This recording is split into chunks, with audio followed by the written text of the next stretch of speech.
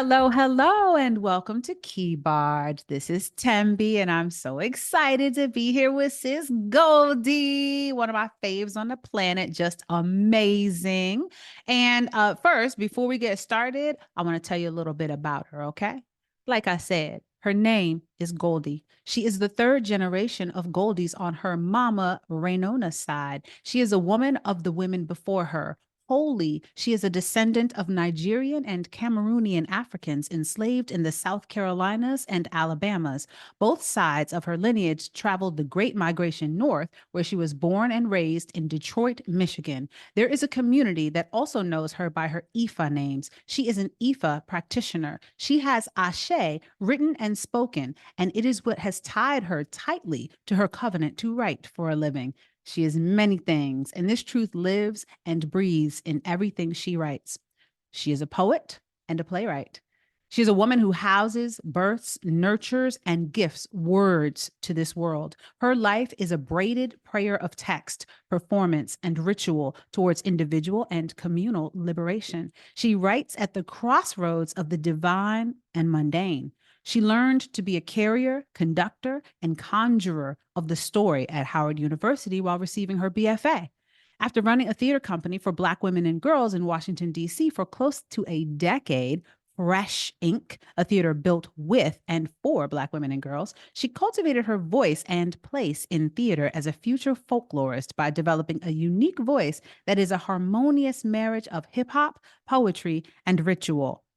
After developing rigor and technique, which earned her an MFA in playwriting from Columbia, she's been a professor at the collegiate level, co-creating the inaugural hip hop theater course at Howard University, and she's worked as a writer for television and as a philanthropic professional. She is a playwright and television writer, director, and cultural worker with over 20 years of experience writing, directing, performing, and producing theater. As one of the torchbearers of hip hop theater, she is a future folklorist, tying together her pedagogy as a cultural worker to her approach to theater making. A vocal advocate for Black women and girls, she uses playwriting to create complex characters that reflect the often erased and disenfranchised people in our lives and community. This is Goldie, y'all. Oh, I love you. Thank you. I love You you had too. Thank you for amazing yes. articulation and diction. That was like a master class in voice. I love it. Thank you for that Ooh. warm introduction. Oh my gosh, that was such a joy to share. I just felt like so connected. Oh, it was beautiful. It was beautiful. Thank you for allowing me to do that. It's my pleasure and my joy. It's great to be here with you. Yay. You're a playwright, a poet, a screenwriter, director, and cultural worker. Can you tell us how these different roles complement each other within your overall artistic practice? Yes, I sound like a Black person. I sound like I'm Black. I did it. I was in Yes, New ma'am. Orleans. Yes, ma'am. You know what I'm saying? Yes. I was like, oh, I sound like my granddaddy. He was like, I invented pop. I'm a shoemaker. I'm a singer. I'm a Mhm. dancer. I'm also an Mhm. engineer. I Yes, build houses. ma'am. And I'm like, yes, you do. How do you do that? And And then not a lie was told. exactly in his perception. As they say, we got a job, a side job, and a hustle, right? That's right. That's right. I remember so often hearing what is it? Jack of many trades, master of none. And I was haunted by that notion until I read the full quote to understand that it's so often referred to out of context and that it is not shunned to be many things. Rather, we understand that the ability to be many things gives life to our own multiplicity, which we bring to each thing that we do. And that has been my personal approach to the work that I do, the art that I create. I think the center of it is the cultural work, right? For Mhm. me, I love telling stories. And so creatively, so many of those components lie on me telling stories. But more than I love telling stories, I love community. And so professionally, my career is a reflection of the passion and commitment I have towards community. I worked inside of community for years. I mean, before I even went to college, I was a high school student that was volunteering in community organizations or starting community organizations or doing panels. And it's part of a very natural desire to respond to injustice wherever I see it. Well, how do we create the solution? And that got me passionate about community work and community service and engagement. And from that, I didn't want to serve communities. I wanted to be part of communities as service and then help them discover solution. And so I studied it. I studied inside at the feet of the people that would teach me or that I could be in a room with. And from there, I realized that I knew so many amazing people, and I knew them beyond what you saw when you see them. I'd listened to their stories. I picked up on the nuances of how they did the things that they did, and I was so interested by it that I stored it somewhere in my mind, maybe even in my heart. And so, as I fell in love with theater and performing and drama, I relied on that relationship to those people that I had been in community with to build characters. First, I was an actor, crazy enough, but you know this. You remember Yep, that. yep. But when it came to developing characters, I would think about the people that I was in community with and think about their heart. So when it came to writing them, I thought about the people that I was in community with, and I wanted to write their spirit, write their heart, write their dreams. As a director, when I get in a room, my first goal is to create a safe space for the artists that I'm partnering and collaborating with so that they can experience freedom enough to tell whatever story is in them to tell. That's building community. Um, and screenwriting requires the same. Do I know the dimensions of the person well enough to um, put it inside what I've written so that when we sit on the other side of the screen and we meet them, we meet ourselves, we meet them fully, we meet the nuances and not just a presentation of them. So they've all come together really from my basis in community. And of course, poetry is just the raw, unfiltered, honest truth about humanity. And so that's my selfish breathing life force, that I can tell the truth in a very unfiltered way about my own lived experiences through poetry. The spirit, you tell the stories of people's spirits and their hearts and their dreams, and you build community from within. I love the way you don't, even when you were younger, you understood that as if you're outside of something, how can you be a part of the story? How can you even participate in the story? You knew you needed to be a part of that. There's an ancestral knowing that seems to just resonate through you. And it's interesting to hear that it's just always been there. It sounds like from as long as you can remember, like there was never a time when it wasn't there. So I can see little Goldie. I feel like little Goldie is the same Goldie. I love it. I love it. Oh, thank you. I received that. I keep little Goldie very close. As Hmm. you said in my introduction, I didn't realize the significance of being named after so many women before me. And that's why I say it in my bio, to one, acknowledge, but also as an anchor and a reminder that as much as I'm living my own life, I am also very much living an extended life of those before me, and specifically and particularly for the women before me. My first name is my grandmother, my great grandmother, my grandmother, and my great great grandmother's name. And my middle Mm. name is my great grandmother's name. But there are several women of my family that have my great grandmother's name. And so there's a story being told when you inherit that legacy. So yeah, but I've been on the outside. Little Goldie was always on the out. She was often on the outside. So I know what the Mm. outside feels like. And I'm like, I wish I could be seen. I wish I could be understood. I wish I could be closer and farther from the margin than I am because of my race, because of my gender, because there's body shaming, because of my bold desire for knowledge is not cute for boys at the time. So I feel like my own outside experiences create the empathy for me wanting people on the outside to know that the outside can be lit, right? The people who Mm-hmm. are here are the people who make the world move. So, And just, this is a whole other episode, but the idea of a matriarchal naming lineage, I mean, I I don't know if I've ever seen that oh outside of yeah. you. It's Oh yeah, incredible. Like it's there's deep some up in there. power to that. It's deep up in there, and a lot of people don't know. And there are so many.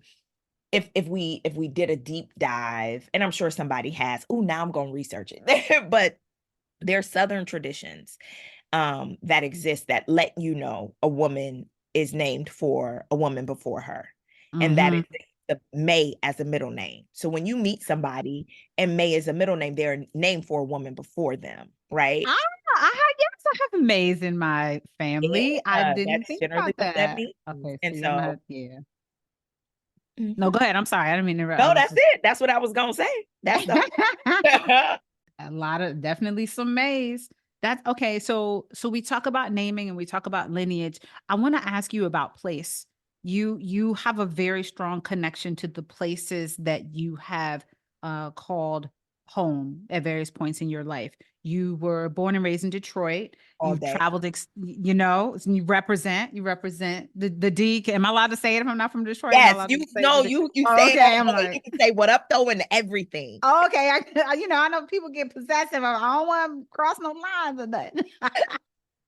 So, okay, so you were born in Detroit. You traveled extensively, of course. Now you spent significant time in DC and New York. And I know you were and don't please don't let me say educated in the wrong way, but you received formal education I've seen in a lot of education. you right Formal, because education informal. ain't just Listen, right inside the classroom, but I will say that in academe it was in DC and New York mainly, but the full education you receive from the jump in Detroit. So I want to know now we're talking about okay Detroit, DC, New York, three very distinct cities and we know cities have personalities. How did these cities shape you as an artist? ooh, I love that question. Let's go. Listen, here's the thing. Okay. This is like both testimony and also warning for Oh, people in the world.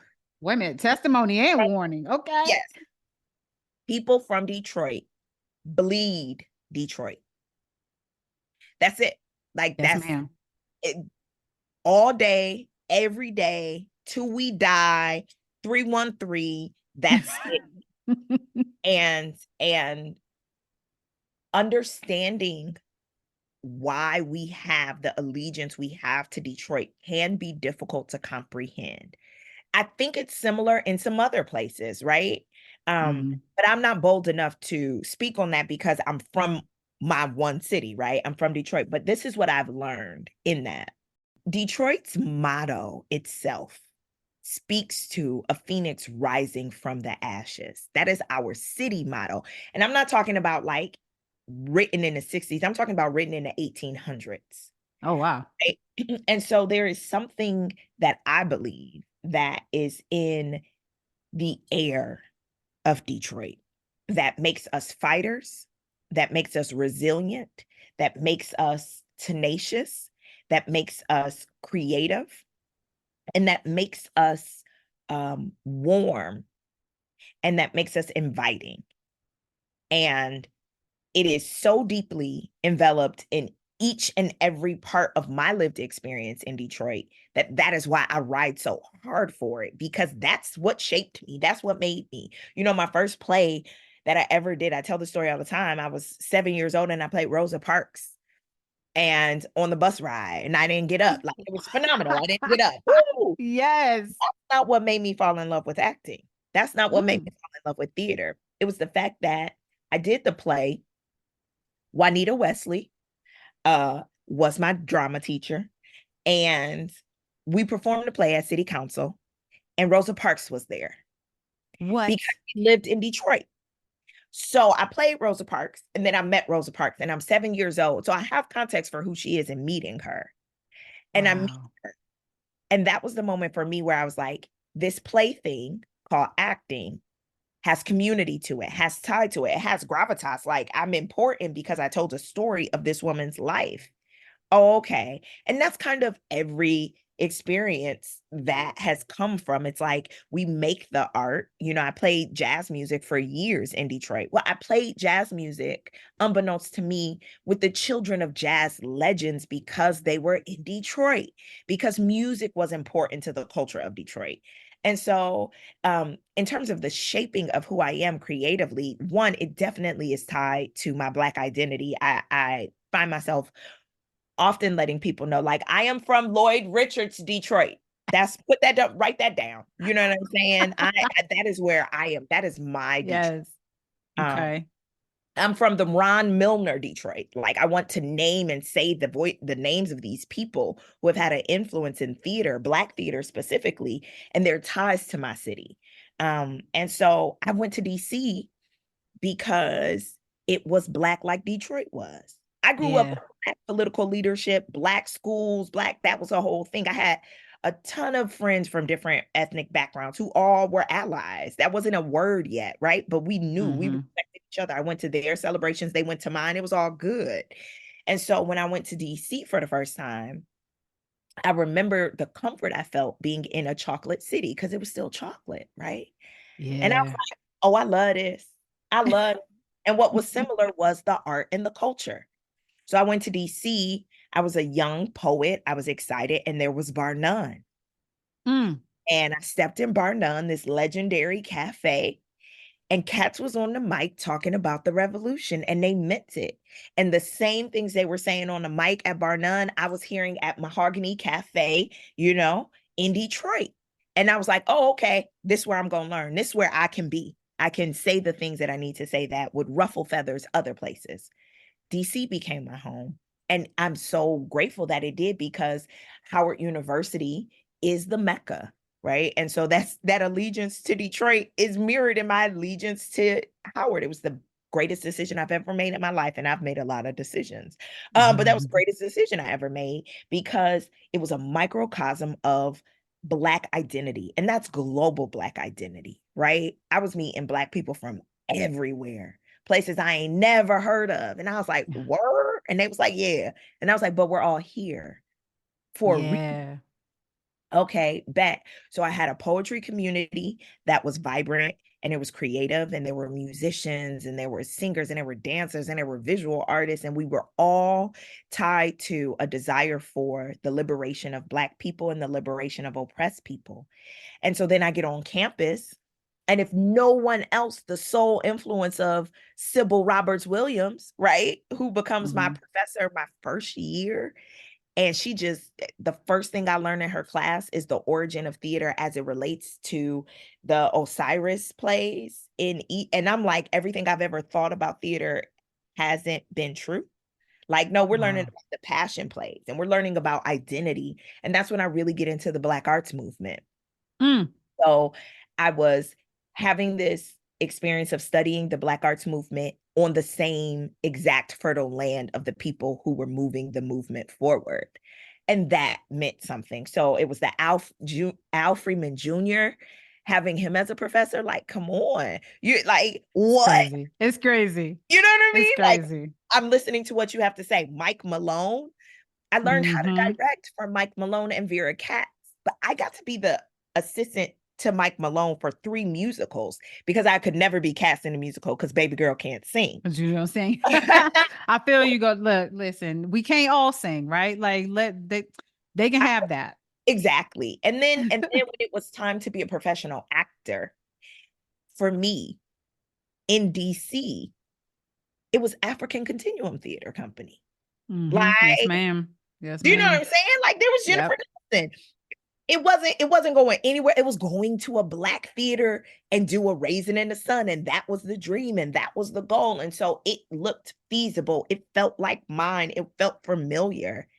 Um, and that shaped me. So when it was time for me to move my career to the next level, which was about studying, I I knew that I needed to study in a place that would be intense and would offer rigor. And I had the privilege and the honor to work with Lynn Nottage on By the Way, Meet Vera Stark under the direction of Camila Forbes Howard. Not a big deal. Not a big deal. Just, it's a little something. Listen, and Lynn was, I was awestruck, of course, because it was Lynn Nottage, and I was like, "Do you know Mm-hmm. Lynn Nottage?" Um, and Lynn had, I'm not gonna cry. Oh my God, but I want to. Mm. Did she select which Pulitzer you want? You want this one right here, or you want this one? Like what? Because I'm gonna sit these right here. Okay. I remember how kind she was in the room, how human she was, in spite of her being far beyond human. Mm-hmm. Um, Mm-hmm. and in the theater during the tech week, she talked to me. She sat with me and we talked about locks because I had my locks down my back, right? Mm-hmm. And we Mm-hmm. talked about hair care. And she gave me probably some of the most significant advice that I would ever have in my life, in the form of advice about my hair care, about being brave enough to cut it if I needed to. Mm. And I felt seen. So when I decided I wanted to study, I said, "Where's Lynn? I want to go where she is." And she was at Oh. Columbia. Huh. And that's what made the choice to go to Columbia. And then I saw that David Henry Wong was there, and I was like, "Yo, word, yes." Yeah. Another beast. And Yep. so New York has been that. New York has been, I'm in Harlem. That's why you'll hear all these crazy sounds outside. And the decision to come specifically to Harlem was, I believe, in chasing the story, and the ghosts have so many stories here in Harlem. And I was like, I want to hear them. I want to be in the same place where June Jordan was. I want to be in the same place. I live on the block of Tony K. Bambara. I want to Mm. know, I want to go to the Schomburg. I want to walk the steps of those that I am studying, and taste the air and the ground and the buildings. And so that's what dropped me here in Harlem, and I'm so grateful for it because it's so rich in culture and so rich in history. That's powerful to think about, when you manifest the different events of your life, you start with those, be them ancestors for real or just folks who are luminaries in the work. And you say, I want to be in that space because you recognize, of course, through this ancestral knowing that the energy in the location means so much more than just studying as an abstraction. Like you talk about when you were little and you were outside and you understood that the difference between outside and inside, and just how you had that knowing. It seems like you took that knowing to a place where you wanted to be in the space where things happen. You understood the magic of that, the importance of that. That's really that's Yeah. really powerful. Gives me a lot to think about. You I'm gonna give you a quote that I heard you say. You said, a hip hop pedagogy anchors my writing process, my form, and my voice. That's what Sis Goldie said. Can you talk a little bit more about that? Because I said, let's talk about this hip hop pedagogy. I want to hear this. That means don't be whack. That means everything I do, I go, yo, was that whack? Because there's no room for no whackness. And I'm like, yo, that was whack. We gotta go back. We gotta edit it. Or I go, no, that's fire. This bars. This was it. This was lit. The Mm-hmm. no, it's wild. I did a session today with high school students largely. And I was like, I'm a professor of hip hop, which just feels wild to say, right? It was like, you could study that. I was like, I know, right? Who made that decision? That's why I don't got no degree in hip hop.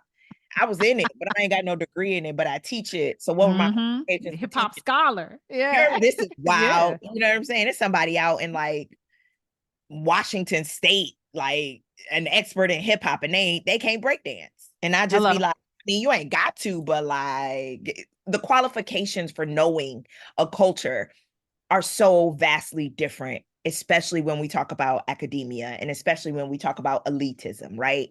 I remember Mm-hmm. being in spaces where there were a generation of people who were claiming to be hip hop dancers. And I said, what is a hip hop dance? What does you mean you're a hip hop dancer? Do the Cabbage Patch. And they couldn't Cabbage Patch. Right? And I'm like, So you're a break dancer or you're a B girl. Like there's specificity in this, yo, because you can't say you Right. hip hop if you like that's a new term that's put to categorize it. But inside the culture, that may not be the term that's used. So when I talk about a Mm-hmm. hip hop pedagogy, I'm talking about culturally what has influenced, shaped, and grounds me in my lens to create the world I want, to see the world I see. I see most of the world through rap music. That's just like the real life thing, you know. Yeah. I don't rarely go a day without quoting a rap song. I also get corrected all the time because I'm the youngest of four. So my older sister, who is more of a hip hop veritas than I am, will be like, "That's not it." I've gotten in family battles because I couldn't name all the members of NWA quick enough, and I was getting scared. And so when I talk, Oh. Mm-mm. it was Well, hold on. I'm sorry. Can you name all the members of no, do Wu-Tang? not do that. Okay, I'm just asking. You made me think. I was I like, if got you can't nervous. name NWA, can you name Wu-Tang? I'm not saying you got to do it now, but can you? I just want to make sure I you can, can. but I be Okay. nervous. I be nervous, Okay. and I All get right. so Just check. scared. I'm sorry. Just But you checking. see how you could check. You could do the check and be like, but can you name that? Can you? Right. That is how I actually approach art making. Mm. Right. Right. Mm-hmm. That is how I vet the authenticity of the thing. And now I'm sitting here like, you really should be able to name these characters. You should really be able to name all the members. Like, why did you say you can't? And I'm like, because I always, Mm-hmm. when we get to the DJs, I always, that's when the producers make me so nervous and I'll be forgetting and I'll be like, okay, I'm Mm-hmm. back to the question. And so when I talk about the pedagogy, I talk about the cultural aspects of it Mm-hmm. that are deeply rooted in the idea of authentic voice, that are rooted in space for um I guess you would say like repping, where you are repping the philosophy or repping the culture or the thing and that level of presentation. um Also there is something to the idea of the body work that deeply lies in my process. um I would say freeing up the body is one of the steps to creating work. I actually use movement and dance often as the impetus towards the thing that I'm trying to write, or personally getting a story out of my body. And musically, like hearing the beat. A lot of my, because I am a verse based writer, a lot of times I'm hearing the cadence, I'm hearing the beat, I'm trying to follow, and a lot of those styles were created in hip hop culture. And that is what shows up in how I am creating the verse, the rhyme pattern, the rhythm or the cadence. Okay. And also I believe punks jump up to get beat down. That yet hasn't crossed What? the line, but that is part of my pedagogy. I just be like, That's just a fact. I'm saying it's It, principle. it really is. It really is. There's no argument there.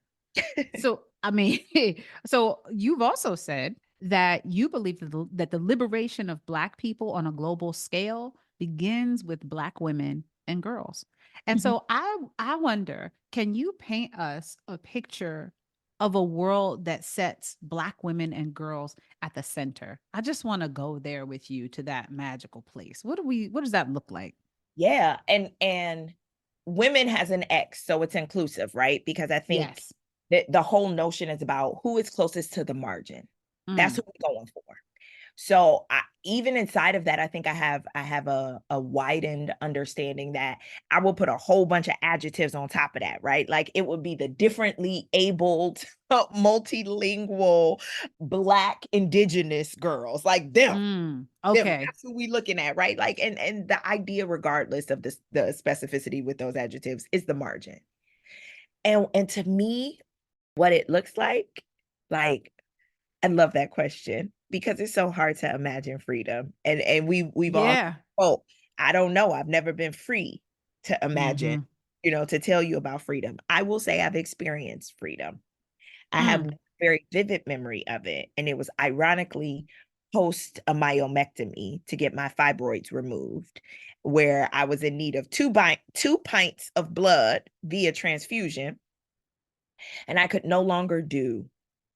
And so I was at the mercy of those who could do.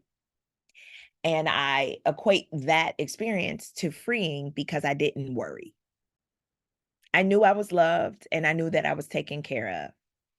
And to me, when I think about a world that is free, a world where these folks at the margin feel liberated, they say what they need to say, they move how they need to move, what they have enough to give and keep, Wait, right? what? Give and keep? It's that part, right? Because we know how to give, but do we know how to give and keep? No, ma'am. We struggle. We We struggle with struggle. that. We Yep. struggle, right? Giving is such a beautiful experience. Keeping it is such a satisfying. And so Mm. I think about that. I think about a space where there isn't a need for validation, but there's tons of affirmation, right? And Mm. and the critique is from a place of love, not from a place of hate, not from a place of fear. If I were to describe it in maybe something tangible that we could all attach to, it's a hand game on a corner with sidewalk chalk, drawing pictures, and double Dutch rope sitting on the side, and sweetness in some form. Probably not candy because sugar is bad, but like a fruit. They eating Hmm. apples and A fruit, strawberries yeah, yeah. and whatnot. And it's those giggles. It's that is the freedom. Mm. That's why so much of my work is with girls, and that's why the hope of liberating, even my theater company, I remember when I used the term girls to describe women too, people were so confused because they were like, why are you using girls if we're women? I said, because the freedom was when we were girls. Like, I want to free the girl in you, and the woman can experience, but I want to free the girl in you. That's daring and courageous and says the thing and does the things they want to do. Like, that to me is what that freedom looks like. My eyes hurt. They're like stinging a little bit, and I don't I know love you. why they're We're they're gonna like go they double hurt. dutch. I don't know Oh how. my gosh. No. What you say? I don't know. Oh no, I don't know how. I don't.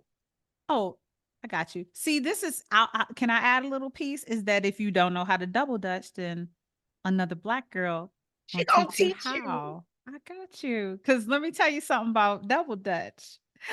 I tear some double dutch up every day at the bus stop on the way to school. So I'm not double handed. Oh, I can turn and I can jump and I got you. So don't you worry. what was your favorite double dutch song? Do you remember? Um, I don't think we didn't really have songs. I know what you're talking about because I think songs might have been more of a regional thing, but I think this will still track with what you're talking about. We did have the little cheers. Mm-hmm.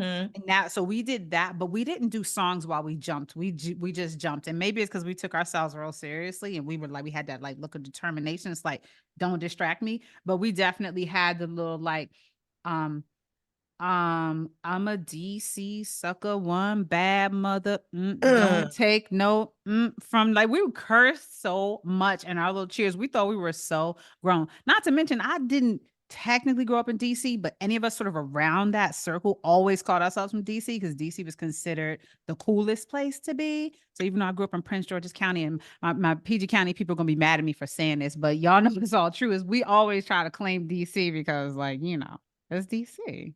Listen, so Oh, the play that I just finished it's in development. It's my newest play. So I have a cycle of plays that is called the Orisha cycle. And they're all written in honor and in an offering to various Orishas, part of the Ifa tradition and the Ifa practice. And so the one that is my offering to Oya is my love letter to DC girls. And it takes yes. place in Washington, DC in 2017. And it Ooh. really explores this idea of respectability politics and how these respectability politics are really prohibiting our own liberation. That when we look at history, we look at these women that have led movements of justice, of social justice, led movements towards civil rights, led movements towards liberation, all of these things, they broke rules because the rules weren't built for them. So they had to break the rules. And so the minute we start requiring our girls to follow rules, we're disrupting their ability to change the system that does not work for them. So, Mm, what happens when instead of teaching them to comply with their oppression, we give them space to rage against it and change it for the better, and we listen to them? And so I captured my 20 years working with these girls. I engaged them. They're now like mamas and young women and everything. And I was like, what was the thing y'all used to do? What was the song y'all used to? I got all the DC songs in there. And I have woven in those Black girl hand games, all of mm, these things, all of these subtle cultural traditions that we get to see. And at first glance we rejoice in our remembrance of them, like, oh my gosh, yes. And then we watch them evolve with these games, and we see how these games and the messaging in them begins to teach compliance, begins to socialize them or sexualize them or objectify them or teach them obedience, or our secret songs about being assaulted or secret songs about abortion, right? mm, We didn't know growing up, right? It's mm-hmm, if you think of following the drinking gourd, in mm-hmm. interpreted, you think it's one thing, but we now know what it really was in a coded language. And so it explores the coded language of these girl games that we play, these Black girl hand games that we play, and how subconsciously we teach each generation that this is the thing to do, this is the thing not to do. So it's all about the hand games, the double dutch, the hopscotch, the soul Yes. train. Well, that you know what that makes me think about? Zora Neale Hurston.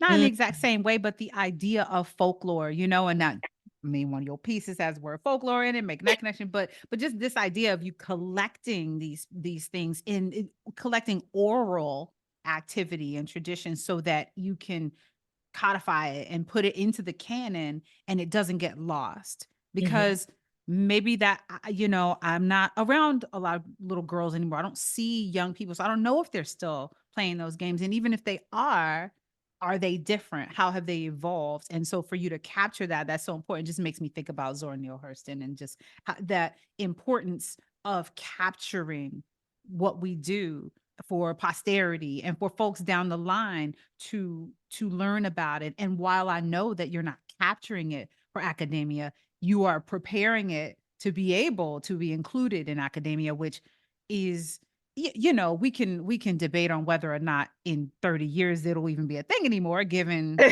right. online learning, right? And all the things we're experiencing now with technology, but you're doing something that's so important in terms of capturing something that you already know. Even in 2024, folks are trying to say isn't a thing, doesn't exist, shouldn't be taught, and shouldn't be talked about. Exactly. And the tricky part and the complicated part, especially as someone who lives inside and practices something that is documented through oral tradition, is what is written and what isn't, what Mm-hmm. is explained and what isn't. And I'm super grateful for collaborators that I've worked with that have challenged me on that, because when I write, I overwrite. I just know that. You see how I run on, I talk forever. Oh, um I but don't what have a I've problem with it. learned, you're kind. What I've learned is that um, when I think about my audience, I'm not writing to teach my audience. I trust the genius of my audience. And most of the times when I'm referring to audience, I'm referring to a Black audience. And I Mm-hmm. trust their genius. And so I'm not trying to teach them. I am instead showing them themselves, trusting that they'll get from it what they want to and what they need to. So there's this very thin line of writing it in hopes and in preparation for the audience to receive it, and writing it and explaining the thing that I'm writing and teaching them and telling them the thing that I'm giving them. And I think when we get into the space where we are explaining the thing that we're giving them, when we write that heavy in the text, we then open up who it's for, right? And then we Mm-hmm. allow a space where people get to potentially and dangerously claim an understanding of something through reading it, which is a very different experience of understanding something through having a lived experience with it, right? And so when I think Yeah. about the response, the way I want the audience to feel it is I want the person who had the lived experience to go, oh my God, that's it. Yeah. That's Yeah. it. Which is, I'm not saying anybody else can't have an experience, but Mhm. It's that's different. the honest one. That's the hip hop, right? Like that's the real. Yes. Yes. That reminds me of the hip hop, um, the battle, right? When we think about Jay-Z and Nas and that whole battle, and I think about how powerful it was when Jay-Z says to Nas, you didn't even write your own, that wasn't your hottest album Mhm. wasn't even your own truth, it was your best friend. And how we all was like, oh, because Mhm. having lived the experience and telling it is so different than maybe being audience to it or having studied it and then wanting to talk about it. And Yeah. that's so specific to hip hop, right? We don't ask anybody else in any other form to live what they talk about. And yet in hip hop, it's like, oh, that's not your story. You ain't even real. It doesn't matter how well you told it, how good you sounded. Right. You perpetrating. Yep. No room for No. perpetrators. Perpetrators. I mean, we could talk about Kendrick and Drake. We could. We I've been talking could. about it all day. Me If we have time, we could talk about it if we have Mhm, time. mhm. We could put a pin in that because I definitely want to know some thoughts. But for now, I will speak to what you mentioned already, and I want to talk more about. So, for 7 years, you ran this groundbreaking theater company for Black women and girls called Fresh. Can you tell us, first of all, what the acronym stands for and what led you to create this incredible theater company? Oh, thank you. I just want to say here on your podcast that so What? much of the leadership and so many of the things that I learned in doing Fresh, I learned from people like you Oh who my were gosh. leading institutions, who were Oh, in the Goldie. forefront, who were dynamic, who were making moves. And that's so important, right? Like Oh, I love you. Thank you.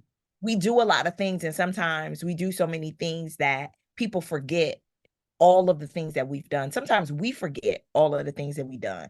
I haven't, right? Like Hmm. this goes back to why DC was so significant, because you was running things. And I was like, oh, Mm-hmm. we run things here. Word. It's not foreign. It's not odd. It's not beyond me as a Black woman to run an institution or an organization because I'm watching someone do it. And I'm watching someone do Hmm. it well. Bet. Cool. I can do all the things. I can be the creative and run the thing. I bet. Um, Fresh Wow. started at Howard, hip hop head. It was the year 2000. Oh, I sound like an old lady. It was the year 2000. And Common had just dropped his album, Like Water for Chocolate, the J Dilla Classic. masterpiece. Yep. Detroit. What now? Dilla Yeah. used to come to the cafe where I read poetry, right? So this is going to tie back to Wow. that Detroit, DC piece. It was freshman year, and we were all on. It was the first day where they put all the freshmen at Howard. You go outside and you meet, and this is where you get to holler at people, Yeah. because you've been looking at people, and your parents left, so you get to like find your And boo. and come on, let's just very briefly acknowledge that everybody who went to Howard is fine. Like That ain't everybody. so fine. Because Listen, it's like you don't understand how you looking at like oceans of Black people and this everybody is fine. Every flavor, dimension. I just needed to acknowledge that. I'm sorry. I didn't mean to. let me tell But you, my year, I went to Howard with Lance Gross, the come actor. on. Come on. I Mm-mm. I I was like, oh my God, God is real. What? You like, and he was Yes. and he was just nice. And I was Mm, like, real life. I've never seen somebody so gorgeous in my life. Thank you. mm. Thank you. And so we're outside and like the girls are talking to the dudes and the dudes is hollering. And I was like, I'm about to get hollered at. I can't wait. And nobody hollered at me. Instead, I had conversations about the album, Like Water for Chocolate. So, so, Oh. so I would go to the group of dudes, and be like, Mhm. y'all heard that new Common album? It wasn't hot. Like that was me flirting. And they were just like, Mm-hmm. but then I would debate and I'd be like, no, you wildin'. Because Common was not popular then, not amongst mainstream. He was still for underground and hip hop. And so I would get Mm-hmm. into debates about rap music while everybody else was setting up, romantic dates. And I was like, okay, I'm different. And then I went to concerts and I would go to rap concerts, but um it wasn't safe to walk by myself the couple of blocks that it would take for me to go to concerts. And so our dorm uh resident advisor said, you need to go in groups, which meant I needed to find girls to go to the concert with. Well, I went to the concert and I found the girls that were walking back to the dorm. And I was like, y'all walking back to the dorm? We walked together. And that became my crew. And we began Mm. going to these concerts, a lot of which were underground hip hop concerts together. And that for me was a group, a community that affirmed that women were present in hip hop, even though we weren't getting recognition for being part of this community. And there was a large battle uh that would go on. It was historic. It was called Verbal Armageddon. Mm. And um and there were no women rapping. Yeah, so we couldn't go to the concerts because it would, I mean, we were told you should have a buddy if you're going out. And I didn't know who I would get to go with me to all these rap concerts that I wanted to go to. And then I remember being at one and seeing one of the girls from my dorm and being like, really?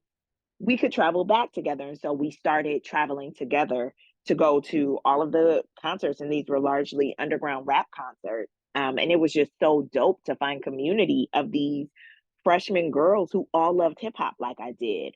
And so I started begging the question of why weren't we represented if we were present? And that's what led me to wanting to create a community for us. There was a huge rap uh, presence at Howard. There was Verbal Armageddon, which was this amazing rap battle that was happening. And actually became a whole DC, Virginia, Maryland thing. And so I wanted community. So I created an organization called Fresh, Females Representing Every Side of Hip Hop. And it was a space where it was like it didn't matter if you were in a sorority, it didn't matter if you were in a band, it didn't matter if you were in a church choir, it didn't matter who, what, where you were. But if you felt like you were part of hip hop community and culture, you could be in Fresh. And we actually were governed under like the 12 principles of hip. It was great. It was great. It was the nine. I I mean, remember that. The 12 for yeah. but I remember there was like the principles of hip hop. We were serious about it. Listen, Back in the what? we had t-shirts. We used to beatbox and ciphers. We would perform. That goes back to the Detroit tie, right? Like our motto was the hip hop cheerleader by Jessica Care Moore, that poem. And so it was the nine elements. That's what it was. Ooh, and that's where people found their space, right? Because they were like, I'm a hip hop philosopher. I was like, come on, I'm a fashion designer. We were like, it was great. So when it was time for me to graduate, I wanted the community. And I knew that I was passionate about theater. And I joined the theater community in DC and felt home there. And um, I worked with a hip hop education organization in Southeast DC, and I was teaching hip hop. And I was like, yo, come on, y'all. Like it was so vibrant, it was so full of life.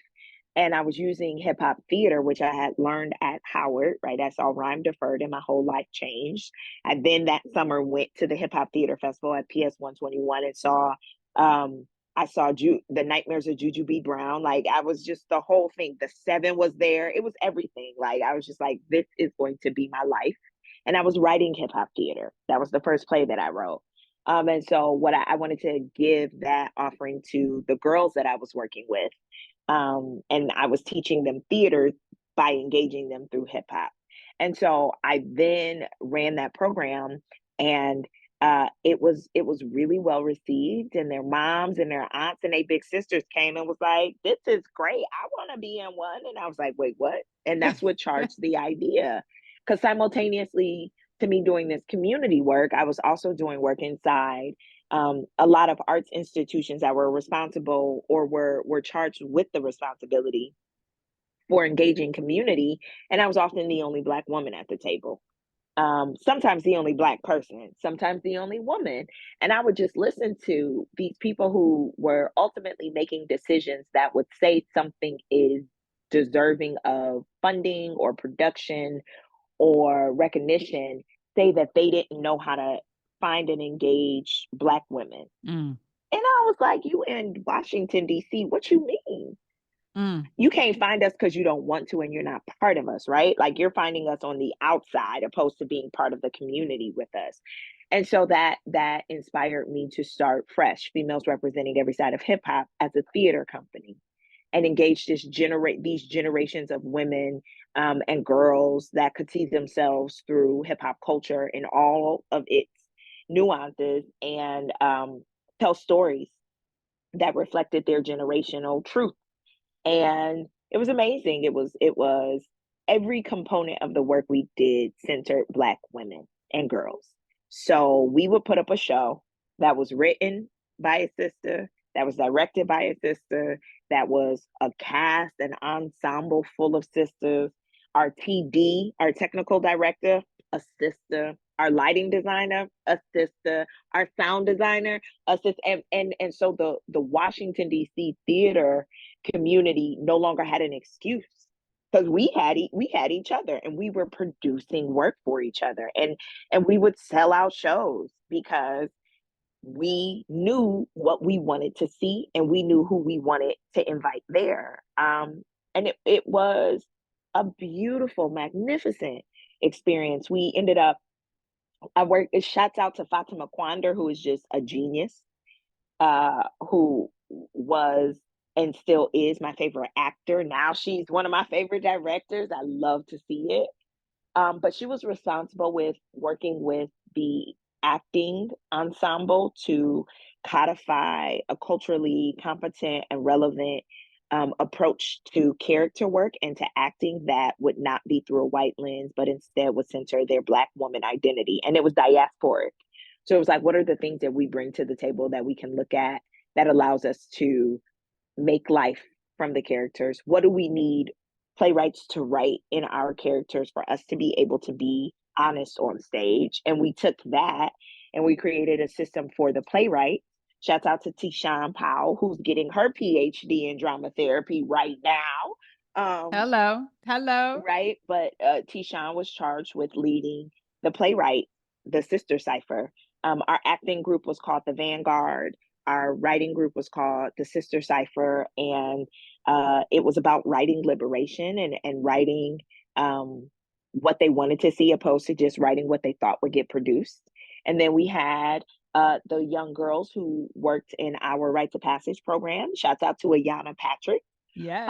who ran our education programming, ensuring that girls had examples to see themselves in and have voice, and that they wouldn't have to wait till they were older to be heard. So they were telling their stories of their truth and their experiences, and we did it, and we did it with so much love. It was great. It was great. I want to talk a little bit about what it felt like to be in the audience of a fresh production, because I think it's important for you to know from the audience's perspective that, you know, as theater people, Black theater people all know that most theater spaces are white. And if you're a professional theater practitioner, you're going to be in a lot of spaces where, you know, what you talked about, you're the only Black person, you might be the only Black woman, only woman.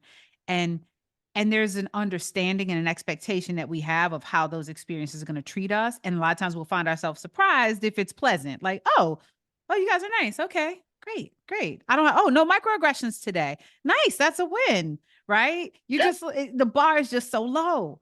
And Yes. so being in a fresh environment, everything, when you step in the door, you look around, you see all the Black women, all the different Black women, everybody is in, like you said, every role there's Black women, and just the feeling that when you go into white spaces where people will give you that kind of like, oh, so sweet that you get to come to the theater. How fortunate for you, or what are you doing here? And all of that energy, you don't have to worry about that. And you don't realize how important it is to not worry about it until you actually get to experience not worrying about it. Where you're just in this place where, like what we talked about, Mm. when I asked you to paint the picture of a world centering Black girls and women, that's what you literally created with Fresh. Oh, like you made it real. It was Oh, real. So when I would be in that space, and of course I supported it every time I could, it was just like, yes, this is us. This is our space. It's for us. And so I just wanted you to know how powerful that was, even though you were doing the work, and I know you were feeling it from that side, but just even for us who showed up and experienced the work, it meant so, so much. And a world where who else is doing that at every level? There's Black women and girls. Nobody else did it but you. And you did it so beautifully, and it was just so powerful. So I just needed to acknowledge that, and oof, just and thank you for you trying that. to make me No, cry. because it's Thank real. you. And I know how hard it is, right? I know how hard it is when you have so many hats you have to wear, and you're trying to take care of everybody, and you're trying to move an organization forward. And it's just so much. And I do still have my shirt. I do still have my shirt. I do still have my buttons, because I think it's real. Like, you always had the merch on deck, which is so important, because then I could walk around with a t-shirt talking about how amazing of a Black girl I was, or I had my little button talking about how I was this amazing, incredible Black girl. And then I took that with me into the world. And Mm, that's important, Goldie. Like, just know that it still resonates.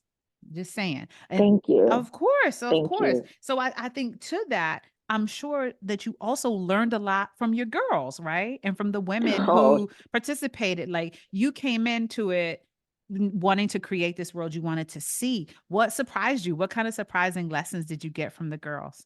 oh, so many. Oh, so many. I'm so grateful. I'm so grateful. I think one of the first things I learned was to check my respectability politics at the door. Oh, Like, really? Like, so what? Because I didn't know I had them. I didn't know I had them. I thought I was free as a bird. Um, and I would get in a space and I would feel like I could feel my body. And I think we get the excuse that we're caring or we're maternal when we want to look out, when we want to tell them not to do something. But that's an adult fear that we're projecting onto a young person that is fearless. We're teaching them fear. And that is not fair. And for me, that becomes antithetical to what I actually want for them. And so I got stories on stories. Listen, I know um, that's right. I can I can think about the times where so we had a summer program, and what was the reason why I wanted to have a summer program is because the summer program was funded in a way where it would pay the girls to participate. So it was a job for them. So they learned they had either they had a role in theater. They were either on tech crew, they were on administrative, like everybody had a role. They were cast in it. That was how we rolled. And I remember there was one year where one of the girls was a mother, and she I didn't know that. I think she may have said something the first day, and I was like, okay, yeah, I love everybody. Come on in. And she was missing, like she would miss class or she would miss something.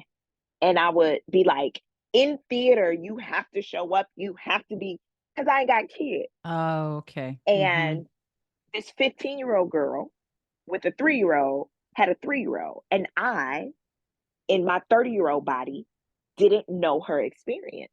Mm-hmm. And so I had to humble myself and be like, I don't know everything. I am sitting up here telling a mama she shouldn't be late. I don't know what it's like to try to get a 3-year-old to put their clothes on so that they can go to camp. Right. And so I Right. told her, I was like, bring your daughter. And she was like, I can't. This is my job. I said, bring your daughter. Bring her. Come on. I'll never forget. I have the picture. And she brought her daughter, and I could see in the beginning she was struggling with a little shame because Mm. she Mm-hmm.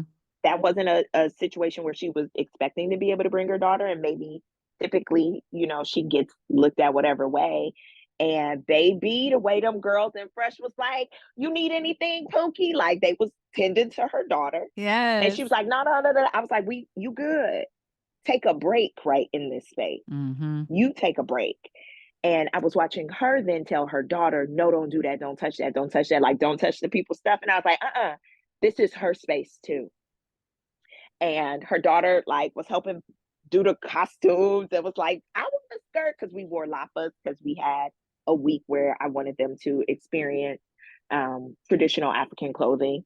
And her daughter was there like taking it in. And I think for that moment, I realized that there was so much to learn, and there was so much gentleness that the girls needed that I wasn't always providing, because I was so heavy-handed on wanting what I determined success to be for them, that I didn't always make space to hear just their exhaustion or hear they're tired. And so as we moved the program forward, we began talking about being tired.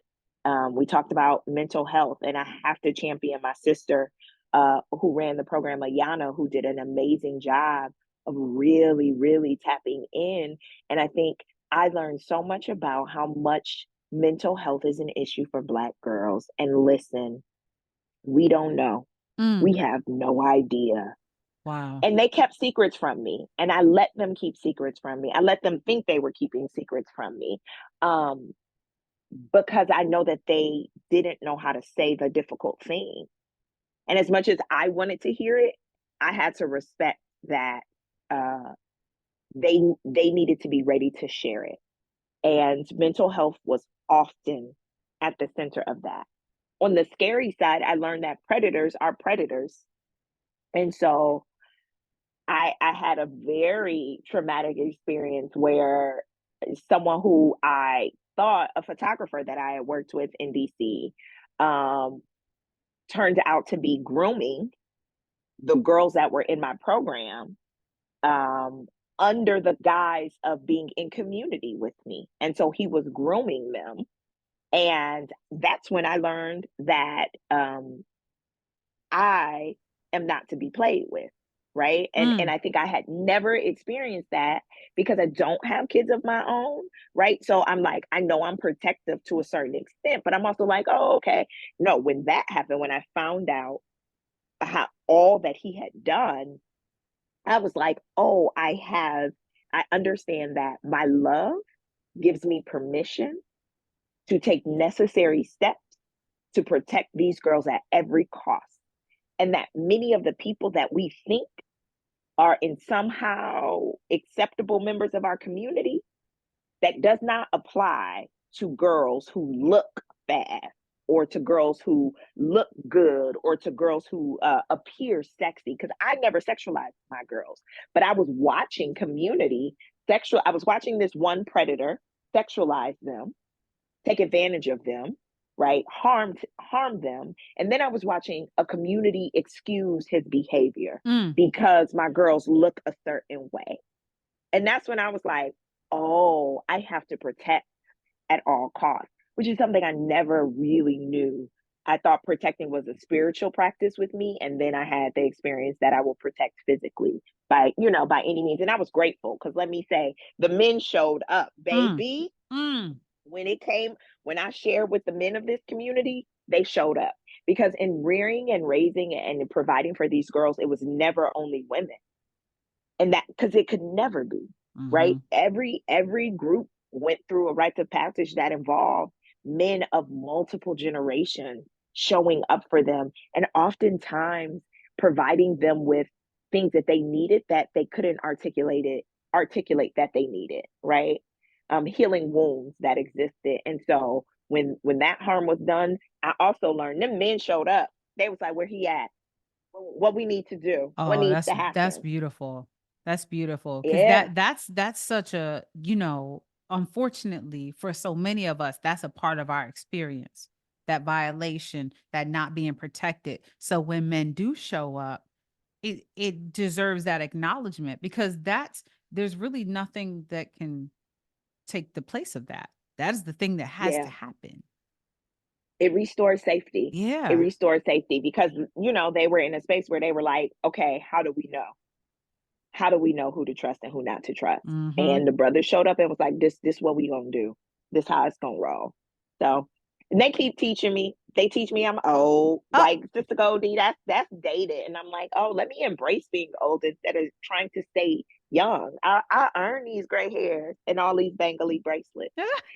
Yeah. I love that. That's powerful because they, you know, they taught you things that you didn't understand before, but then they also taught you about yourself, what you were made Oh of. I yeah. like that. That's powerful. Listen, and I'll never forget.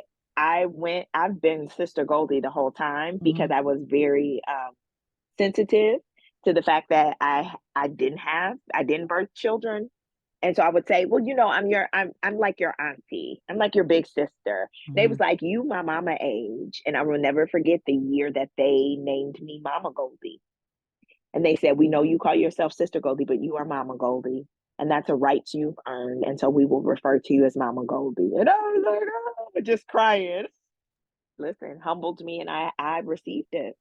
Because you don't have to give birth to be a mama. I mean, you know that now. I say, But yeah. you And they definitely taught it. oh, yeah. I mean, and even from the outside, I could see whenever I saw you and those girls were just all around you, just like a little gaggle of the girls were just always there, and you just like, I was like, "Look at mama." I was like, "She's the mama." I knew you were a mama right there. Like, I saw, okay, she's their Oh, mama. You know what I mean? It's like it just was. You took such good care of them and you knew them all so well, and you set them all off on their paths. They were also individual. I remember that. So I'm glad oh, that, thank you. yeah, no, I'm glad that they helped you understand that from their perspective, and you know, you got to experience that. Because, yeah, because as we all know and have seen throughout the world, right, women can birth children and not be a mama at all. Ah, ain't that the truth? Okay. So, connected to that, you created her story, Love Forever Hip Hop, right? So you explored this Mhm. complicated relationship that you spoke on a little bit earlier, women and hip hop, and recognizing that you came of age at a time really when hip hop was coming of age. There was a golden age of hip hop. I'm just going to say that, Mhm. around like sort of the 90s, mid 90s, moving towards 2000, that was just really special and has never been replicated, and that's okay, you know. Yep. But there's something significant there for those women who were truly inside hip hop culture. What led you to create this project? How did it come about? I'm an MC. I'm an MC. I'm a closeted MC, or I used to be. And it was one because I was whack, right? Hip hop What pedagogy, like don't be whack. I was whack. I was whack. Too many words in my raps. Too many I, words in my raps because I'm a poet. So I'm like, I'm gonna put all these in there. It was like, no, that don't flow. I reject And that, but okay. I'm just putting that on the record. But I've since please. grown. I'm better. I'm much better now.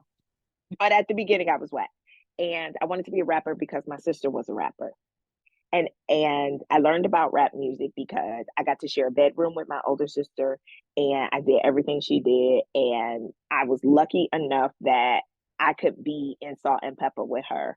Like that was the gift. I was like, yes, it's two of them. She can't do it without me. This is great, right? And Yeah. so we would go in the closet and it would be the rap studio and we would rap. Like it was a thing. It was a goal to learn all the words. I'll never forget the day she learned all of the words to Express Yourself remix. It's not even called a remix then. It's called the extended version where they name everybody in all of the crew. I will never forget vividly her and my we was in my mama and daddy room because we ain't had no tape player. We was in my mama and daddy room and she played it back and was like, listen. And she rapped it all and I just sat in awe. So for me, my relationship to rap music specifically was feminine. It was my sister, right? Like the Yeah. first rap tape I ever got was MC Light. And I got it at a slumber party for Marcina McDonald when I was like in second grade. And because it said like explicit lyrics, I couldn't keep it because my older brother told on me and Oh, was like, Ma, Goldie can't have that. I should take it. And I was like, uh, my brother wants something I have. That means I'm cool, right? So I associated like a coolness with it that would get me in with my older brothers, but it's always been feminine. That's always been my experience to it. And so when I decided to rap in high school, it made sense. It was like, yeah, that's what we do. I'm a rapper. I'm about to rap. My boyfriend was a rapper. We were a rap group. Like that made sense. That's what you do. And I performed at our senior talent show. And soon after, a rumor started that I was a lesbian. And I was like, I Wow. rapped with my boyfriend though. Like, Like, what did y'all miss happened? that part?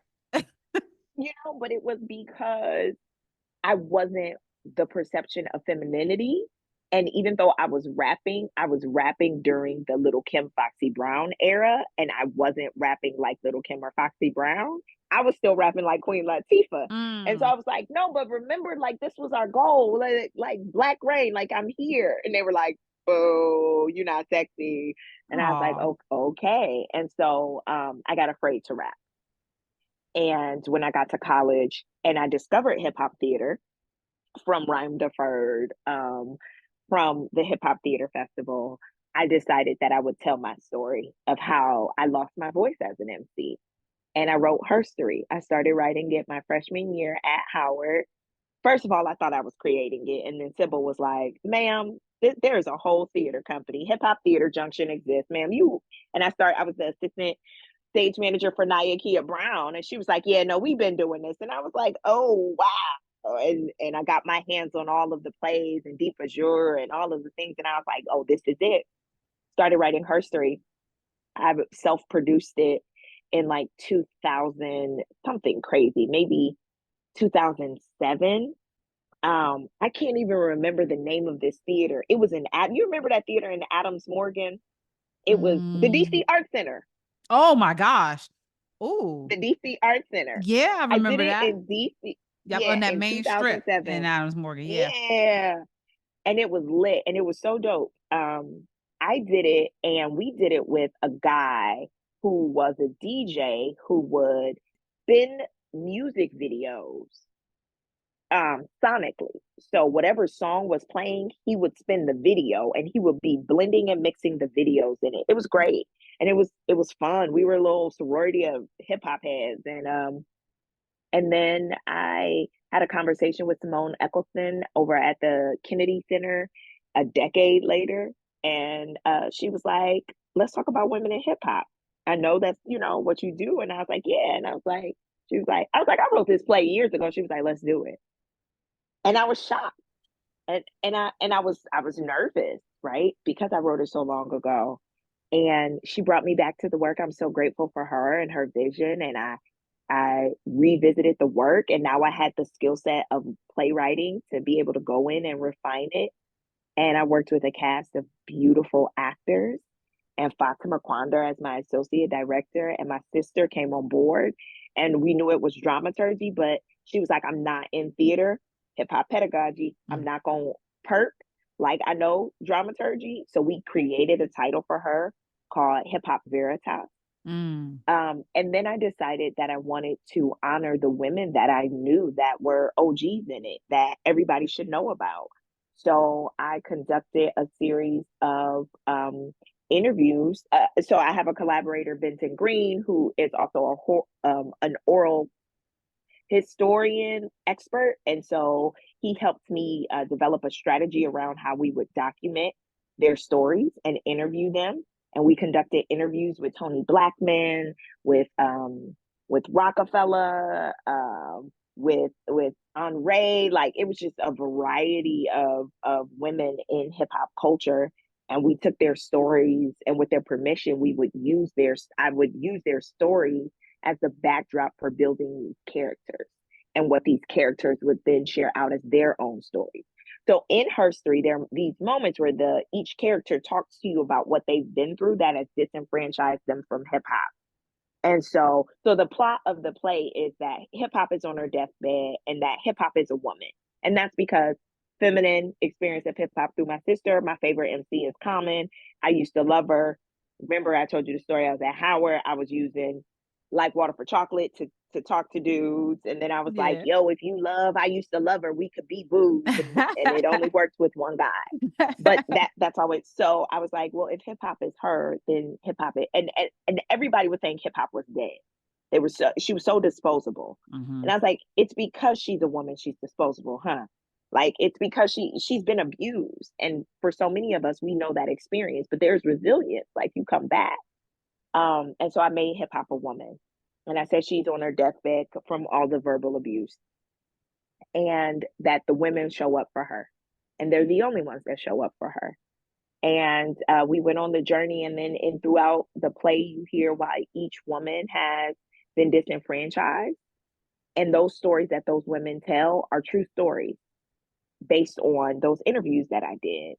And then the protagonist, who is fighting for people to believe that hip hop can survive, is me. And so she performs a series of poems and a series of letters that are written to women that are in hip hop or have been in hip hop, apologizing to the abuse, for the abuse, in hopes that that would help hip hop heal. And it was a journey. It was so beautiful. I love that play. I want to bring it back. I want to hear it again. I want to add stuff to it. You know, I want to grow it. Yeah, and you know, it's just another example of your anthropological approach to the work, and just how you know, you're not to be played with. You're Oh, real about, thank you know, like seriously, it's like when you decide, okay, I want to tell this story, you go to the source. You don't, and that it's so interesting, right? Because just going back to academia and just how important that is, right? Citing your sources and embedding your thesis and research and all those things. And that's exactly what you do. But I love the way you. it's from an ancestral perspective, and it's even, it doesn't even have to be said, but literally the way you go about it demonstrates how that predates the sort of Western approach to scholarship. But you also know the Western approach. And to me, that's what's so important. It's like you understand what that Western approach is, but from the ancestral place, you also understand uh how to access oral culture, you know, that continues. And that's Wow. it's just that's really important, you know. And I think Thank you. it's That was also boss. You're a I'm genius. just, Come oh on with thank it. I mean, you know, I'm just You and your research look, bag. I'm I just see. trying to, you know, I'm trying to let you know that I see you. That's all I'm saying is I see you, you Thank know, you. those levels. And I think it's amazing. So it's, you know, again, it's why we're so, as Black women, we're just so beyond. You know, it is just like That part. that's it. That's what, you know. So I mean, okay. So then we talk about surrender. And that's in the, you created that in the form of a choreo poem, right? And this is about a woman confronting the challenges of life and the Hmm. milestones and obstacles, triumphs in her journey. Can you talk a little bit about Hmm. that? Yeah, I love Surrender. It's so funny. This was the first 2 years ago was the first time I saw Surrender, because I wasn't in it. And it was a beautiful experience. And Surrender is the first play in the Orisha cycle for me. And it was a play that told the story of my personal experience of learning that I wasn't in control, and how scary that was for me. Um, I think uh, socially as a Black woman, and also politically as a Black woman, it's a space that is uncharted, right? Like, I would never choose to give up control We can't in afford this it. world. We can't afford it. Exactly. Yeah. Exactly, right? But spiritually, it's necessary. Yep. And so Surrender tells, honestly, it's the story of my divorce. It starts with the story of my divorce, but it talks about me walking into Ifa, unknowing of what I was walking into, and somehow thinking that I could respond to spirit with what I thought it should tell me, what I thought it should do. Mm. Like, oh, you say I'm supposed to move left. Let me tell you, let me justify why I should move right. And so Surrender becomes the coming of age story, but it's a 30-year-old coming of age story. It's not your 18-year-old coming of age story. And it's important for me to say that, because I don't think if women get a chance to talk about growth beyond the 20s. I think we oftentimes get ignored once we get older and as we grow. And so I wanted to tell the story of being in your 30s and thinking the life, thinking you have life figured out, and then spirit tells you you don't. Like, how inconvenient. The character has everything. She's got a husband, she's got a job, she seems to have everything she's asked for. And then she finds out that she's called to do something else, and it would totally disrupt everything that she has built for herself. And that is the inconvenience. But that's why it's necessary. So she gets visited by Egungun, which are ancestors that are like, we're telling you to do something else. And she resists hearing them. She resists seeing them. And so they make their presence known through inconveniencing her. And then they tell her how necessary it is to make difficult decisions, and also reassure her that they will support her making those difficult decisions. And so she essentially surrenders to this call to do something different than what she planned, and blows up the life she created for herself in a desire to pursue the unknown, and relies on faith and trust to do so. So I really appreciate that piece for the way it liberates women of a certain age to do what they want to do, even if they've been doing something else. Like, it's okay, sis. Go ahead. Go ahead. We know. We ain't gonna judge you. We all need to do it. Yeah. Coming of age past the 18-year mark, coming of age as a woman, that's real. Mm-hmm. And I hear you on that. We don't talk about that. We don't allow space for that. And I shouldn't say we, because we deserve the space, but our society doesn't. And you created that through theater. I love that. Thank So you. yes, of course. Hashtag Lakeisha Jefferson. You've Oh, my mm-hmm. baby. You in this one you focus on a little girl who has this very surprising dream for when she grows up. Can you tell us about that? Yes. A lot of the girls that were in my Rites of Passage program had little sisters. And so their little sisters would come, they would be around, and they were too young to be in the program. But they were there. They were watching. And I would watch how they watched their big sisters. Some of the girls in the program were little sisters of older girls that had been in the program. I am a little sister. My big sister is my everything. I'd be watching her like, oh, I want to you. Right? My Yeah. introduction to theater was because I saw my sister in a play. And I was like, Yana in a play? Mom, I want to be in a play. So Yeah, everything yeah. I did, I mimicked my sister. And so Lakeisha Jefferson is my plea to us to not ignore our babies, right? During the pandemic, at the height of the racial reckoning protests and movement, I was constantly thinking about those little girls that were watching their big sisters. And I was constantly thinking about teenage girls that were finding their political voice. And we do this thing where we're like, oh, we want to hide you from the harsh reality, as if they won't experience it, right? Right. And so Lakeisha Jefferson is the story of a little girl who wants to be a hashtag when she grows up. And she wants to be a hashtag when she grows up because she's watching how much attention these Black girls get once they become hashtag. And for her, in her perspective, rightly so, Black girls don't get attention until they become hashtag. So it must be something that we strive towards, because when you become a hashtag, famous people talk about you. You get a social media post. There's a ritual to mourning Black girls who are killed by the police.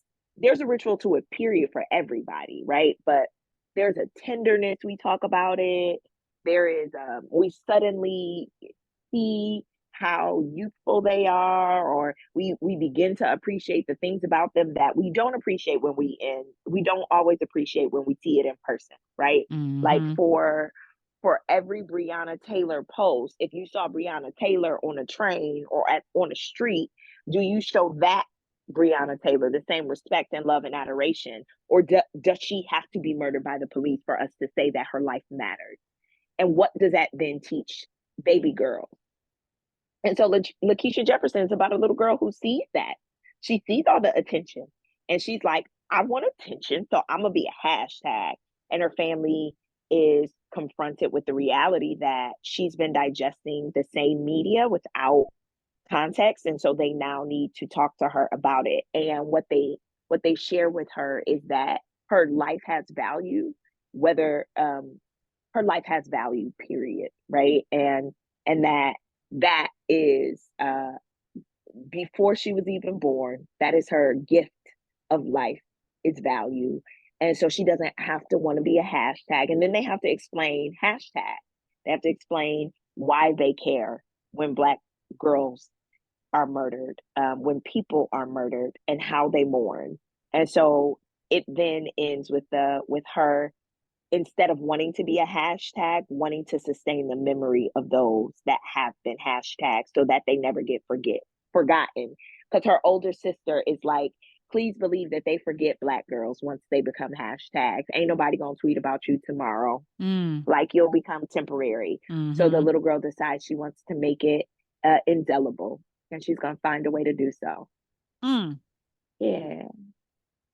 Thank you for asking. I love that little play. Oh, I mean, it's the way you choose to explore that idea is so interesting, you know, and it draws our focus to little girls, exactly what you want, you know, centering girls and saying we need to listen to them. Throwing away the idea of being seen and not heard, throwing away the idea of like, oh, you too fast, or the hypersexualization of girls, and not really wanting to understand what you have said, and it's true, is the genius of Black girls, you know. Yeah. So I love that you put that on stage for us to experience. So like, what feminine folklore?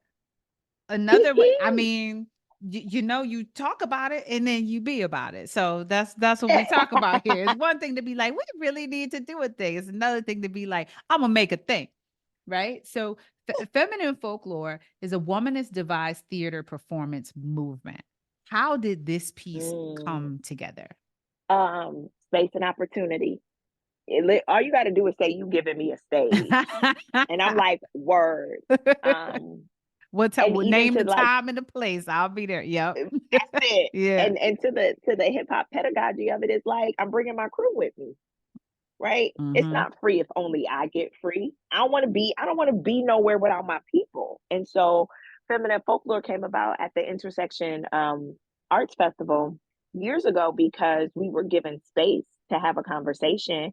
And I have these brilliant friends, and I was like, I would love to share the kind of conversations that we have publicly. And it's not going to be about production, it's going to be about conversation. And I went to Jess Solomon DaCosta, and who is a blueprint for cultural work in a lot of ways, and asked her, would she direct it? And she was like, you want me to direct? So context, Jess Solomon had to start she had a theater company named for Sarah Bartman years before I had Fresh. And I was like, this is the movement, right? And so I've watched how strategic and brilliant she is in that work. So she agreed to direct. It was me, Fatima Quander, Rachel Haynes, and I knew. And we all got together, and Jess, it was the most phenomenal thing because it wasn't about blocking. It was about honesty. It was about your body. It was about relationship to each other. And what story did we want to tell? And I remember that was the year I told the story of my fibroid. And we just got vulnerable with each other. And then we brought the vulnerability to an audience, and we invited them to be vulnerable with us, and we gave prompts. So the framework for feminine folklore is that the audience engages before they come to the show. So we have a series of prompts that we have answered, and we ask the audience to answer. So we're in conversation. So when they come, they're seeing some of those questions being answered. They're like, oh, yep, I relate to that. And then there are moments in the show where we refer to the questions that have been answered. So we have Camille Kashaka, brilliant scenic designer, lighting designer, came up with this idea where we had chalkboard walls and people could come in and write on the walls to answer the prompts. So in between the show, we would refer to what somebody wrote on the wall and we would talk about it, and it created community. And once again, it dealt with the margin, like what are we experiencing at the margin that we want everybody to know. So we did a couple of different, we talked about sex, we talked about fairy tales, we talked about relationship styles and what is that, monogamy, polyamory. Like, it was fun. We talked about white women. We had one that was specifically about white women voting.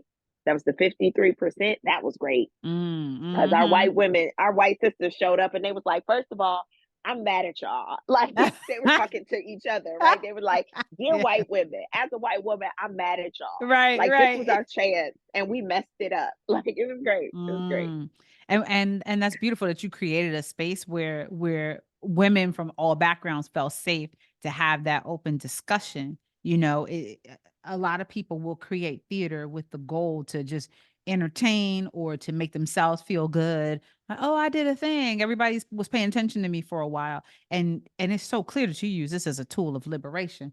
It's just incredible. Oh, thank You you. know, And yeah. you know, the last one we were trying to do, I was hoping to do one that would be a story of that would be about the varying gender identities and Mm. Mhm. and varying sexual preferences.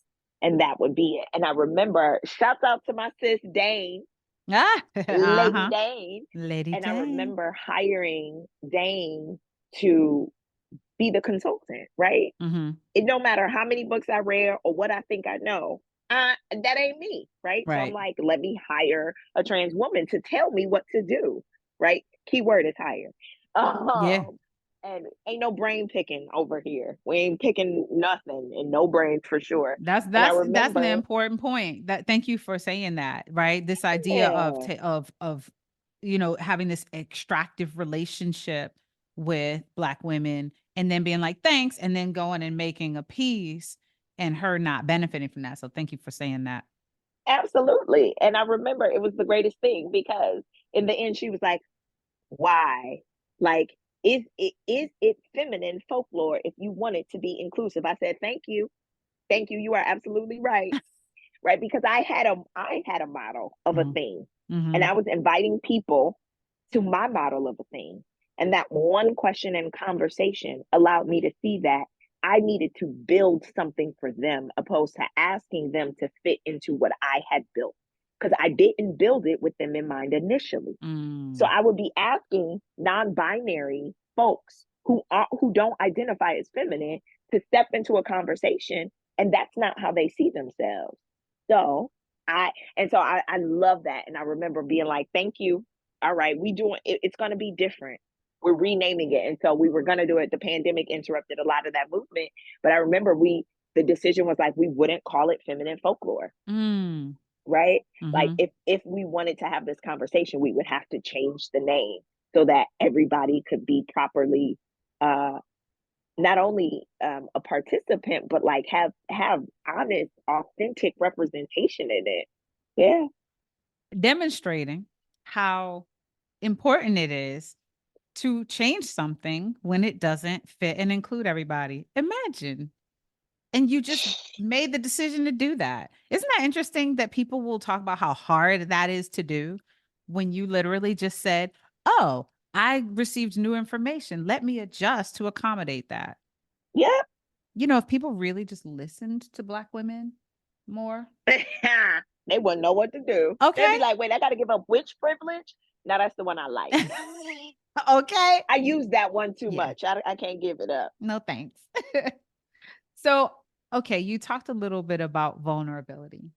And you radiate, right? In your presence, both artistically and as a human, you radiate this sense of, you know, beautiful Black woman, confident, self-aware, right? Oh, You thank do. I'm just you. telling you what it is, right? But you have this beautiful balance, right? You balance that with a sense of transparency and vulnerability. So that vulnerability you talked about. So how do you, when Black women are always being pushed, right, by this society we're in, into vulnerable spaces against our will, you embrace vulnerability on your own terms through your work, in the way you talk about yourself. How do you do that? How do you address and harness vulnerability in a way that is, you know, from you and not this world that's always pushing at us? That is a great question. Uh, I'm working on that. Mm, I work on that constantly. Um, there's a part of me that in my answer immediately thinks about the Black women that I learned from, most of which are older than me, that are straight shooters. So they tell me about myself. And because I trust them, I hear what they tell me about me. I think I have found a great deal of permission to be vulnerable because of my spiritual practice.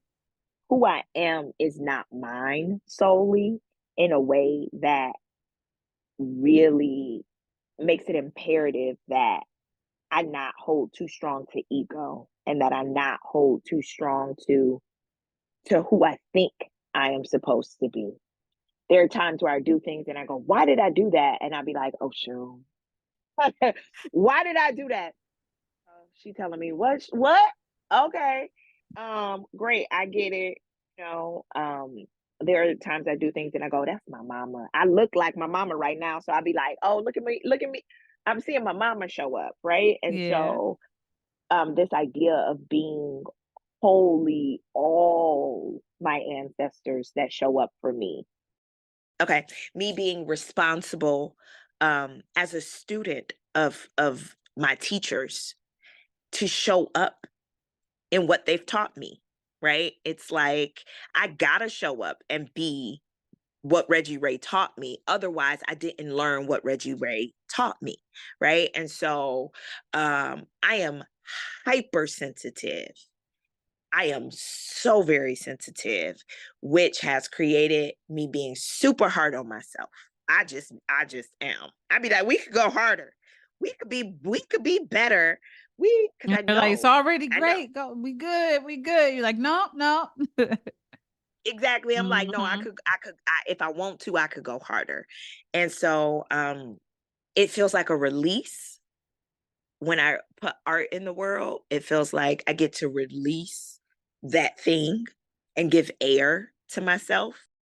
I think that working with young girls has taught me the value of being vulnerable because they don't learn anything from my perfection. I remember feeling like my mother was perfect, feeling like my sister was perfect, and feeling like I could never be perfect because they were perfect and I could never be them. And so when I began working with young girls, the more I was vulnerable with them, the more they became honest with me. And so it becomes the currency for truth in the world. And it also makes it easy for me to be honest, right? Like I still oftentimes front that I'm okay, front that I know the thing, front that I did the thing. I'm still very guilty of that because the consequences for doing wrong, being wrong, sounding stupid for me have been great. And those consequences, I think, are largely tied to my identity as a Black woman. So, smarter, faster, stronger. So there's a freedom in being able to not know that feels like, whew, I survived not knowing and didn't lose nothing. Mm. Um, and I hope I share it with other people. I hope I give people permission to show up how they are and vulnerable and honest in all that they are. And not lose nothing. That's that. Yeah, it's that, right? Because you're worried about losing something, but you know that you've experienced that you didn't lose. You said who I am is not mine solely. I'm just gonna sit with that. I'm gonna hold on to that because that's a gem right there. Sometimes we think it's just us. And Mm-hmm. yeah, we forget how much of everything that has created us that we are. Exactly. So I want to shift to technology. You've always used some aspect of technology in your work. I mean, you've been doing it, you know, but now technology, specifically like digital technology, and now we have AI, which is a whole different way of Mm-hmm. engaging, right? Um, I'm interested in how you use digital technology in your work nowadays, and then how you see it coming into a fusion with performing arts moving forward. Yeah, so I think the conversation on technology for me is also a conversation on inclusion. Okay. It's like who now can come if Mm. we include technology? Mm-hmm. Whether that is because they can stream or they can participate, like the feminine folklore example, like they can participate, and even if they don't come to the show, they've contributed, right? It also is the conversation of the storytelling. There's this big controversy about the dumb governor of New York saying a dumb thing about Black Yeah. people in the Bronx and Never computers, heard right? the word Which computer. is dumb. Yeah.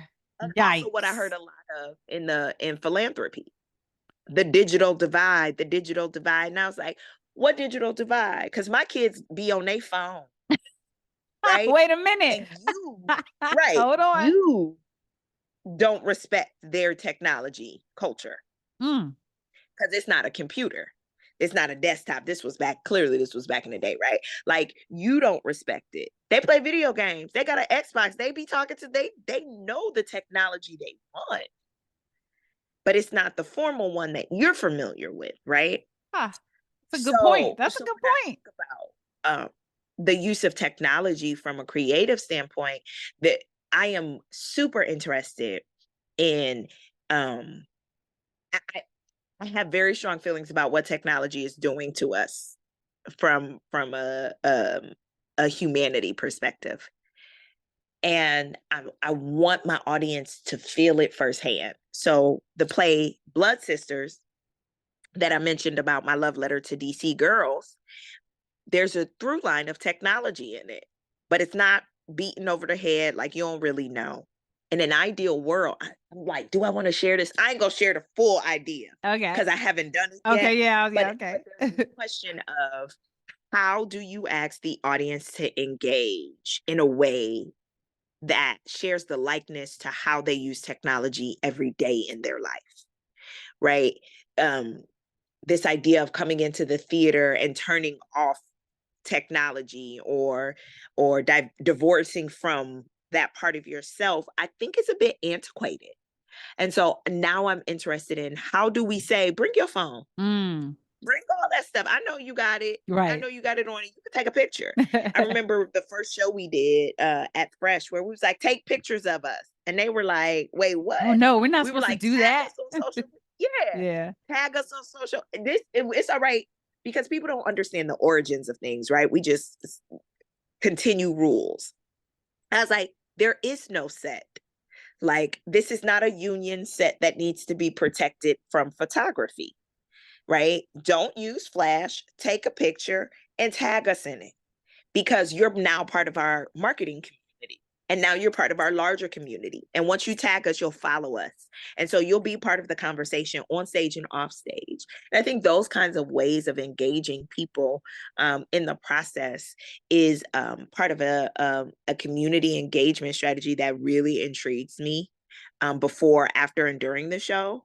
I also am just awed by these big brain designers that are largely media designers that build whole worlds. So when I think of AI, I think less of a replacement for human. I think about an assistant.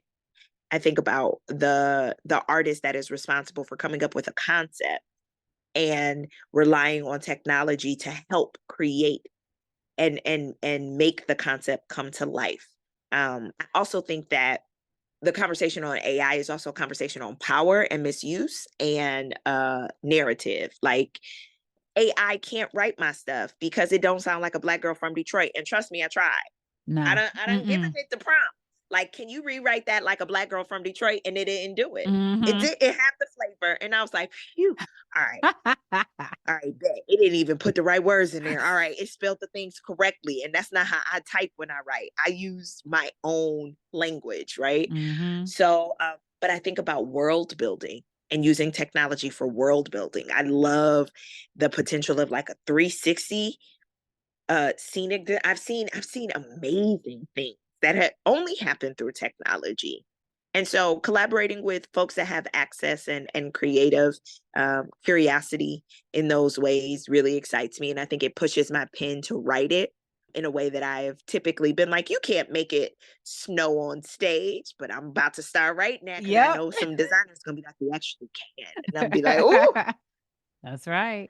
I love that. So you see it as widening and opening up the world. And I think your point about cultural competence when it comes to understanding the different ways that people interact with technology is really important. And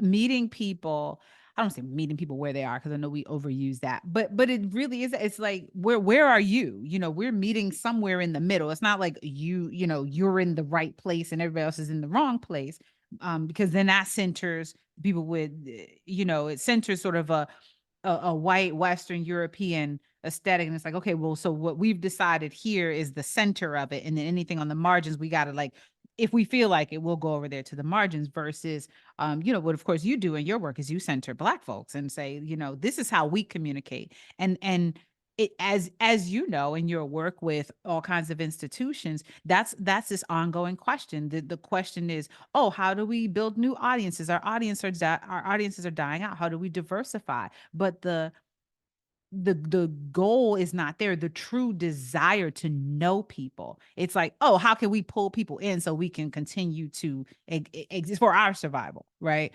Versus, no, I really want to know these stories. I really want to connect.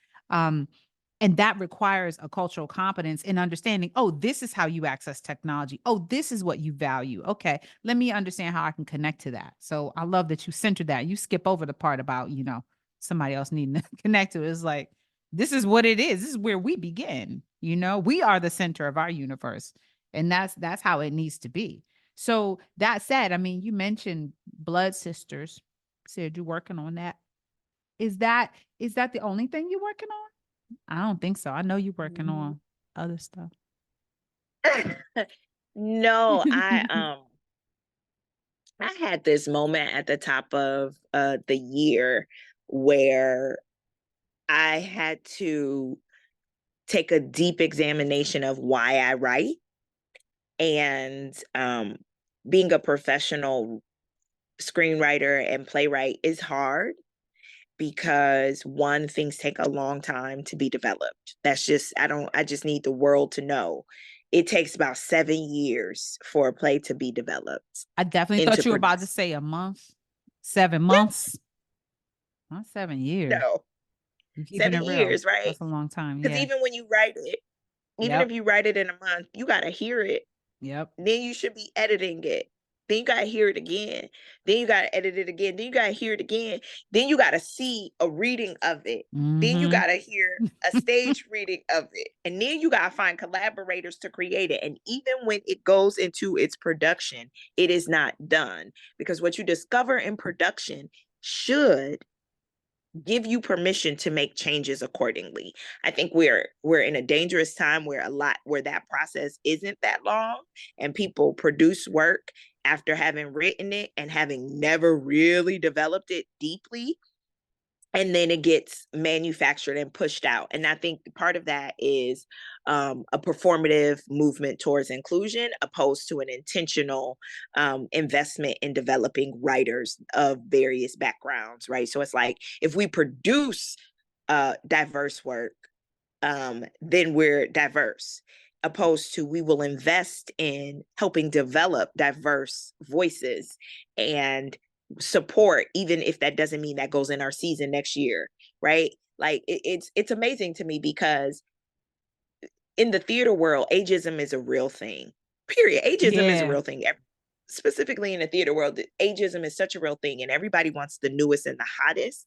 And so it's like the minute folks in white theater institutions realized that they had to program other than white people, they went to young people. Like, we found one. We discovered ever. And I'm like, you know, it's people who wrote plays 15 years ago of various backgrounds that you said no to.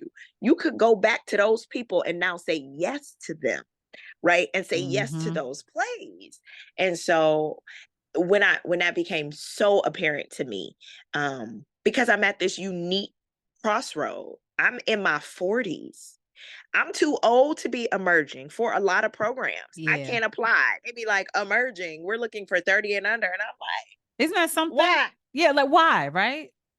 Why? Yeah. Tell me why, right? Because they don't always say why. And then for the spaces that I get to say, well, in my 40s, they're like, well, why haven't we heard you? And my response is, because I've been doing the work that I'm writing about. Right? These are lived experiences. This isn't theoretical. This is praxis. Like, let us be clear about what it is. I am writing what I have lived. The rituals that I write in my plays, I have participated in. Right? I didn't read about it. I'm not new to this. I'm true to this, as we would say. You know what I'm saying? So all this to say, at the top of the year, I realized that if I am a writer, I am to write all the time. If that is it. Like, that's that.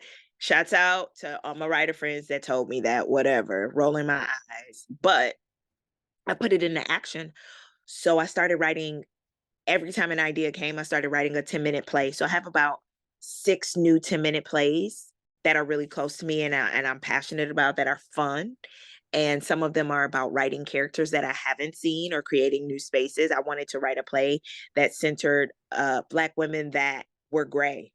And that's how I'm going to describe them, right? I can't put an age on it, because I think the casting that is used in script writing for theater doesn't actually really speak to people of color, because people of color traditionally don't look their age. Yep. So if I write that a character is 70, I need you to cast a 50-year-old.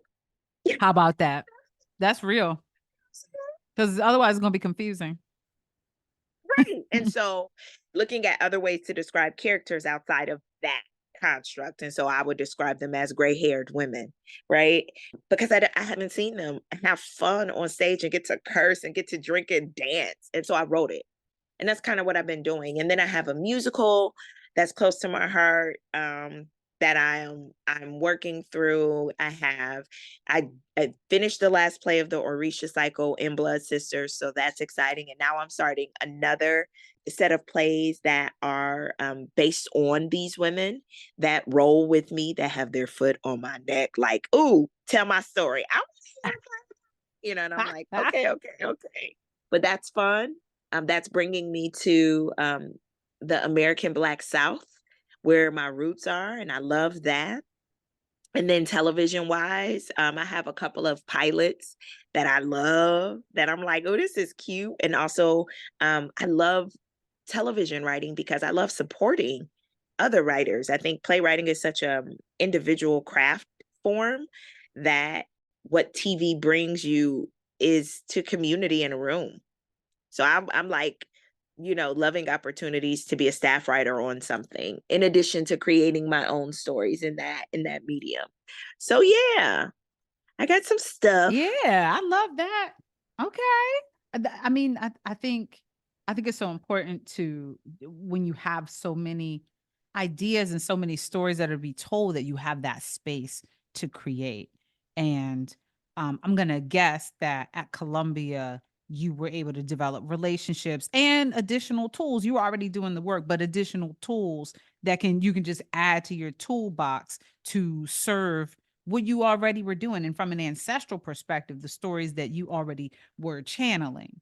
So just having that variety of resources is so important for us, because, like I was saying earlier, just all these things marginalizing us, all these forces, these systems, right? And then people who enforce the systems are like, okay, well, I'm comfortable with you being over here, I'm not necessarily comfortable with you doing XYZ. So I love that you're continuing to develop those tools.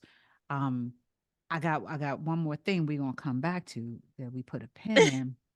And this is so, because I really want to know your take on it, right? And this is, and I usually what I try to do is is have a conversation that's timeless, right? I don't want people to come back to this conversation 5 years from now and be like, oh, they were just talking about what was happening that week. That wasn't important. So we talked about all the timeless stuff, but we gotta talk about Kendrick and Drake. We It's do. so important to hip hop, if you are any part of hip hop culture, to be witnessing this beef is so significant. And it's funny to me when you can see people who don't understand the significance. It's like, because you're not hip hop. You're not hip hop. Right. You don't get it.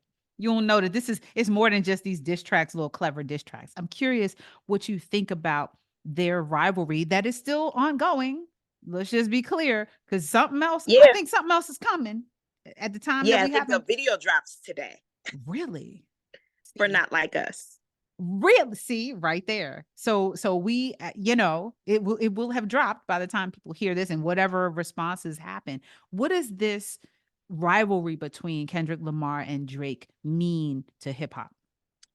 That's a great question. So there's a layer to it that I am personally reminded and grateful for, right? Ceasefire, liberate, free Palestine, free the Congo, and free Sudan, right? And so the battle is happening while war is happening in this country, in this world, right? Mm-hmm. And I watch so many people go, we can't do both. Mm-hmm. We gotta pick one. And what I'm reminded of is that we can do both. That our music and our culture sometimes, and not through escapism, let me clarify. Our music, our culture, our art, our expression is consistent and constant when the world around us moves. Sometimes it directly reflects that, sometimes it doesn't, right? Like, that is timeless. When you look at the history of Black music in America, you will find that there is music for all the things. There are protest songs, there are love songs. We didn't say stop making love songs because we're at war. We We surely didn't did say not. that, right? Yep. And so what I'm seeing, the reason why I'm bringing that up is because what I'm saying and what I'm seeing is that we are in conversation and energized about hip hop in a way we haven't been. I can't remember the last time. Right? Right. Right. And it's largely because of Kendrick. I don't think it's because of the Drake part. I think it's the Kendrick part, Definitely right? Kendrick. Definitely And Kendrick. exactly, because Pulitzer Prize winning Kendrick, that's his new name, right? Mm-hmm. Because when else has a rapper done that? Let's start there, right? So Mm-hmm. presidentially endorsed Before the fact. poet laureate Kendrick Lamar, right? This is who has taken up arms and But lyrics. also from the West Coast, from the Bay, right? Yeah. Well, yeah, from No, Compton. from Compton. He's from Compton. So it's like, to me, there's also that piece of that. I don't even want to say duality, multifaceted nature of Black people in the United States of America. Is that is when you mentioned respectability politics earlier, right? This idea of like, if somebody wants to be in a, like, okay, I want to be accepted here, so I'm gonna go in this box, or okay, I want to be accepted by these folks, I want to be in this box. And why are we trying to put ourselves in any of those boxes? Because yes, I'm an intelligent person, but I also want to listen to some ratchet music sometimes. And why do I have to define myself on one of those other sides? It's like this inability to accept that we are all of those things at some point. Yes. And so the session that I did today when in talking to the young people, I used the battle. I got their opinion. And in the end, the conversation that I had with them was about controlling the narrative. And the reason why this moment is significant is because rap music has become synonymous in so many ways with pop culture. I'm going to try not to nerd out too much on this, right? You But listen, please. Please nerd out. I want to hear this. But when you talked about the golden era of hip hop, in my opinion, what made it the golden era was regionalism. So you had regional voice that reflected such significant and unique style from each of these areas of the country. And this is at a time where the music would be how we would travel to these spaces, right? So we couldn't all get to LA, but we could listen to NWA and Ice-T and Too Short and have an idea of what California was like, right? Mm-hmm. We couldn't all go to the South, but we could listen to Scarface and we felt like we knew something, right? Mm-hmm. We could listen to Two Live Crew and we knew we had a Miami experience, and that was some old wow stuff. Ooh, I ain't never, You're like, what they doing down there? Yeah. Exactly. We could listen to Crucial Conflict. We could listen to these different sounds, right? Even Kid and Play, we were listening to go-go music, Mm-hmm. right? And so these very specific regional sounds gave people identity. It gave them pride, and it also gave us diversity in the canon of rap music. When we move to the commercialization of rap music, that regional sound begins to go away because it's no longer in the hands of the people who know, respect, and created those regional sounds. And now it's in the hands of people who are interested in how to market and make money. So the marketing strategy is national. How do we push something nationally? Well, we know you sound East Coast, but we want to be able to sell this across the country. So let us not go towards you sounding that way, and instead let's use this sound. And the rapper is like, but that ain't how I rap. Like that's biting, that's them over there. Yes, but they sold this many albums, right? So even people who aren't rappers get opportunities to make rap music, really, with Sugar Hill Gang. If we real, it actually is Sugar Hill Gang that is a prime example of that, even though this predates Golden Era that I'm using as my whole thesis for this. But just roll with me on Flows it. through. Yep. Teaching them how to do the rap thing, right? You can do this rap thing and make a lot of money and you'd be great at it. So you have that. So you have the creation of rappers, which is very different than someone being a rapper and then getting put on. You have the creation of rappers, and you have the creation of rappers for a national recognition. And then it goes into something called a pop chart. And now we have pop music. So now rap music is in bed with pop music. And Drake is the baby of that. Drake is a pop star. He's a pop star. And he likes to rap. And that's perfectly fine. No one is taking that away from him. But what Drake didn't step on to the scene with was a regionalism. He repped Toronto, but he didn't give us a unique Toronto sound. He just told us the area code for Toronto. And we was like, okay, that's cool, right? He was ironically signed to a Southern label and legacy. So if anything, he was beginning to try to emulate that sound because he would sustain their legacy, but they weren't specific to their region anymore. So he is polar opposite of someone like Kendrick Lamar, who came on the scene distinctively, proudly representing Compton. There was no question.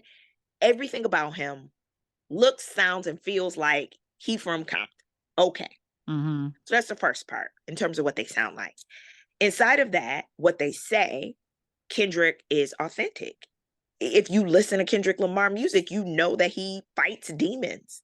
You know that he comes from a background where his life wasn't picture perfect. You understand how he became who he is because of these really complex, complicated, often messy experiences. And that's why his fans love him, because he had lyrical genius and he had honest, authentic experiences that they could grab onto and relate to. On the contrary, you have Drake, who doesn't come with the same level of authenticity, but makes you escape your reality and just live in his world. And that was real for him. I make a lot of money. I get a lot of girls. But like, sure. Yeah, sure. Yeah, some was like, he never got confronted enough about the fact that, like, hey, aren't you the guy from Degrassi, right? You like, sweep that under the rug. Yeah. His reality is he didn't grow up with his Black daddy. So Mm-hmm. he didn't even step onto the scene and say, I want to know what it is to be Black. He said that in interviews, but in his music, he just said, I'm going to be presenting as having this lived Black experience that he didn't have, right? He could have made a real hot song about his bar mitzvah. Maybe he did, and I didn't get it. You know what I'm saying? I He mean, yeah. chose to be inauthentic more than he chose to be authentic. Where he was authentic was being emotional, being emo. And that's where he got his audience and his fans, largely Black women, were like, oh my God, he's so loving. He's emotional. I bang with him. I like him. But that wasn't consistent with how he lived his life. So we see him live his life and not show the same regard for Black women in real life that he did on his tracks. Mm-hmm. So there comes a point where you grow up and you like, that's your baby mama? That's not who you rapped about in your song. She didn't probably go to Howard. This isn't the rap that I felt seen in. That's not her, right? So when we get to the battling part, Kendrick laid it out real clear. In the first one, he laid it out real clear. He said, hey, tell no lies on me, and I won't tell truths on you. He said, you do really well at making bangers. Stick to that. Don't come over here. Don't start no stuff, won't be no stuff. Punks jump up to get beat down. He gave him what it was and what it isn't. And Drake thought that he could pretend his way into this battle. And it didn't work. And so what we saw was, because Drake did not have an authentic narrative about himself, it was very easy for Kendrick to say, I will tell the authentic story you are afraid to tell about you. So all of the secrets you want to hide, I will reveal them. Because rap for him, and I think for a lot of us, is about being real. And Drake hasn't been real. He's cosplayed as a Black person. He is absolutely a culture vulture of Black culture. And so Kendrick was like, I'm going to just tell the truth about you. And the reason why we know Kendrick won is because there is silence. There, even in the comeback was silent. Mm. The comeback didn't didn't defend what he introduce. said. It just tried Yeah, to attack Kendrick again. right. It didn't introduce. It didn't take the conversation further. It didn't Yeah. interrogate any of the. Yeah, it was. He didn't say, I'm not a culture vulture. He didn't No. say, I got a white mama and a white baby mama. He didn't say that. He said, both our sons light skinned. What? Yeah, that was Wait. that was so weird. Like, who says that? That's where you go with it? And Wow, they Kendrick would then have been. says to his son as a Black man, like, and he did it in the lane of the styles that are consistent with being a West Coast rapper, right? So, and he defended his culture. He defended the West Coast. He then musically made something that would be something that the West Coast could see themselves in. Like, it was authenticity versus fake. And the authenticity won. And I think that's what we're grabbing onto. That's what people are excited about. They're excited to say, phew, I think we're escaping pop music right now. And we're into some real stuff that we can bang to and relate to. I have a play that reminds me of what's happening right now. And it's a play that really confronts the notion of privilege and where privilege is used and where privilege is where someone may try to dismiss their privilege as it pertains to biracial identity of being Black and white. And where it is really convenient to appear as Black, and where the socialization of being white, right? I'm a strong believer that your mother's politics, especially when you are multiracial, your mother's politics inform your own politics, right? So for Drake to drop a diss album giving himself permission to use the N-word, and the introduction to be his white mother saying, maybe you shouldn't. And for then him to go forth, right? And for Kendrick to then respond directly to his mother and say, hey, You should be concerned about your son's behavior towards women and the way he objectifies women. But where the separation is, right, and where the possible dissonance is that Drake doesn't seem to be disrespecting the women that look like his mother. He seems to be content on disrespecting Black women, right? And so I'm seeing a second conversation surface around the consideration of misogynoir in this battle, right? You have the accusation of domestic violence against Kendrick, and then you have the accusation of grooming and pedophilia against Drake, right? And it's like, how do we address both these things? And I just hope that as that conversation happens, that is nuanced, because we deserve it to be nuanced, we being Black women, right? Because what I heard Kendrick call out Drake for was affirming to me as a Black woman. Yeah. To hear him say, you exoticize Black women and then dismiss them. That's what we've been saying. We being Black women, we've been saying that, right? To hear him say, I think you want to be one, and so that's why you treat them this way, right? Like, that deserves exploration. His allegiance and alliance to rappers who are threats to Black women, right? Like Meg the Stallion, who I champion for. I love Meg. Don't nobody say nothing about Meg. Meg could have been in my program. Better not. That's how I look at her. She's the same age as the girls in my program, how old they are now. But Meg is so important because Meg is the first, second generation rapper in this game. And ain't nobody calling her that. Ain't nobody calling her that, right? They're so distracted by all that. She's the first, second. I mean, you know, you could probably take Lil Romeo, but he ain't really pop like that. I guess Yeah, technically, you know, you could probably take Lil Romeo on a technicality. But Meg learned to rap from watching her mother rap. She didn't start rapping until her mother thought she was good enough. Her mama. She grew up watching her mama in the booth, right? Meg is in community with OG legends that are respected, but somehow a lot of brothers felt okay disrespecting her. And when we watch that interview, she talks about her desire to protect another Black man from the police is what led her to not call the police on him, right? And then you turn around and you got a rapper like Drake teaming up against her and calling her. So Meg comes back at Drake and says, so this BBL conversation started with Meg the Stallion. Like, let's not get the game twisted, right? So there's a way that I personally feel Kendrick defending me and Meg and him saying the things that he's saying, right? He's continuing a diss that I definitely resonated with and was like, thank you, sis. Don't let them come for you, right? We also saw battling between Meg and Nicki and Remy Ma and Cardi, but the threat of that battle wasn't as significant as the threat of this particular battle, right? With these men that are warring with each other through their lyrics. But I'm like, it's how you call out what is inauthentic or wrong with something in hopes of correcting it.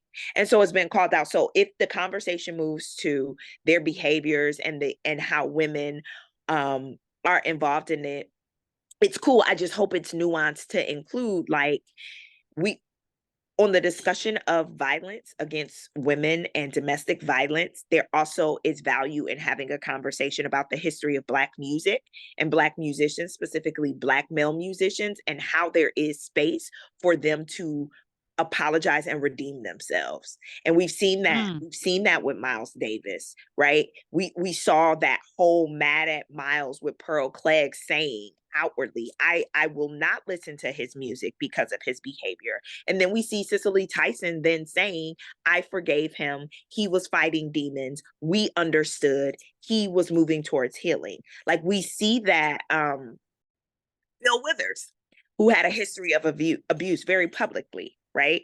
Who then gets sober, gets clean, and then redeems himself for being abusive. We have Billy D. Williams who redeems himself and comes back into community, and we embrace, right?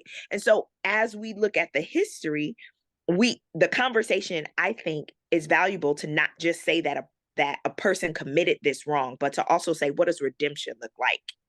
What does restorative justice look like when that happens? Because it's so intimate inside a domestic relationship, I don't mind calling it out, but there's also room to understand that you may call it out and then learn that they have healed, learned, and moved on. It's not like he's using an example that says, Kendrick, you beat all these women, right? He's talking about a very intimate relationship. And so there's space for Kendrick, if he chooses to say, I did.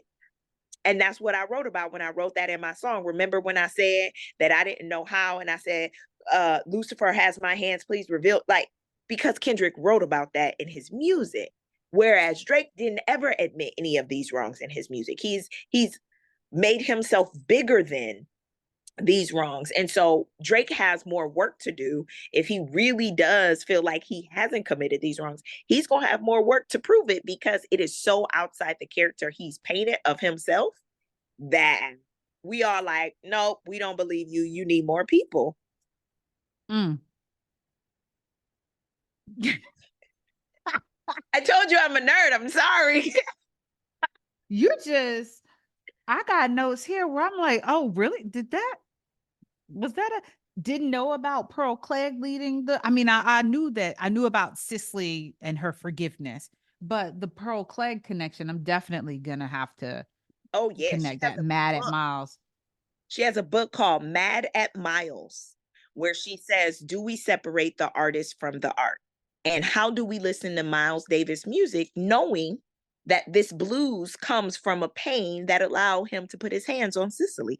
I have a girl in Fresh who was she was she was being abused by her boyfriend, and I made her do a monologue from Mad at Miles. Wow. So that she could hear the wisdom of what was being said and what was happening, right? That's the value of when we have difficult conversations, we write them down, we tell the story, we create the art, we give tools towards healing, we give tools towards freedom, right? And so I get it. I don't have an answer. I don't think right or wrong from it, but I think we can't make it so so polarizing as that's bad, that's bad, that's bad. Yeah, it is terrible. And what else? Like, how do you talk to a man who has created music about being the child of abuse survivor, right? I know that from my work with children. I know, like there's something that is in that informs what we know about that person. So I hope the questions invite space for us to talk all about those things, and everything we think about these rappers, I hope we bring it home to our family. So every conversation about grooming and young girls, I hope y'all asking y'all uncles and y'all friends, and not just talking about these rappers. Every conversation about putting your hands on women, I hope you talking to your sons, your brothers, your cousins, and your friends about it, right? Because that's what it really comes down to. That's where the change happens, when it becomes it's a so easy to be conversation critical. and action. Yeah. Yep. Yeah. Oh my And gosh. Kendrick won. Oh my, what? Blah, blah, blah. I mean, the fact that we know more is coming, and we've already said, okay, whatever comes after this, I don't care. He won. It's done. There's nothing that could happen that would make me say, oh, well, okay, Drake is on this. Nope. And there's no spilling of tea that makes me go, oh, but I don't, because it wasn't about the disclosing the secrets that made Kendrick win, right? No. It was about lyricism. It was about like collaboration. He collaborated with Drake's collaborator. Like, come on, you won. Like, nobody from he's for the culture. Kendrick is for the saying? culture, for real. He said it in his song. He said, and when I say me, I'm talking about what the culture is feeling. Yeah, that was big. Like, oh, you talking about me. And Drake is notoriously me, me, me. So it's like, oh, okay, you Drake, and then you using that image and putting all like the sexual offender identifying little dots on his house. I mean, that's cold blooded, but the fact that he's reminding us of the size of Drake's house. Mm. He's reminding us of this one man who has this gigantic house. And not to say that he's the only person living like that. I'm not saying that. But his audience, his choice of audience, his choice of people to say, "Hey y'all," like he's not rapping for people who have houses like him. He's rapping for the rest of us who don't.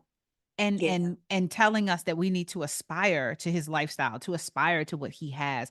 Whereas I feel like Kendrick is of and with us, and he's saying, I'm talking about stuff that you can relate to. I can't relate to that house. I can't relate to Drake's lifestyle, and nor do it, in some I like, okay, I would like to have that, but that I'm good on that. You know what I mean? So there's that authenticity and that realism, being realistic about how many of us are gonna attain that, and do we want to, Right. And And even in Kendrick's I think it's it's 616. not you knowing which song is which and what he says and which one, Listen, because I'm like, it's wait, because Euphoria, hold on. Kendrick Kendrick says to Drake, your crew is bought, and that means that they not gonna ride for you like they think they are. Right? Mm, I know what I know, and I'm able to do what I'm able to do because your crew is sour. Because mhm. those aren't your people like you think they are. Because you think you can buy brotherhood. You think you can buy association into blackness, and you can't. You're not respected by those people, my dude. Right? So that through line becomes consistent then when we get to Not Like Us, when he breaks down that whole third verse where he's like, you go and you do this and you think you can pay people to make you relevant in black culture, and that makes you a colonizer, not a colleague. Yeah. And then he reiterates that. And when he's talking about his dad, when he says, hey, so it must have been in Euphoria. He says, those people in your crew aren't yours. I can't keep track, Lord Jesus. But then Yeah, when he says, before that, but yeah, then later, yeah, that's the he continuation. I says know to what his I know what you're dad, talking about. you should ask for more money, considering he uses your blackness for his success. I think you should get more paper. You should ask for more money. Right? Just reiterating that Drake is buying cultural authenticity. He is trying to buy his way into black culture. He's trying to buy his way into being authentic. And guess what? I think black people ain't gonna be bought and sold right now. That ain't it.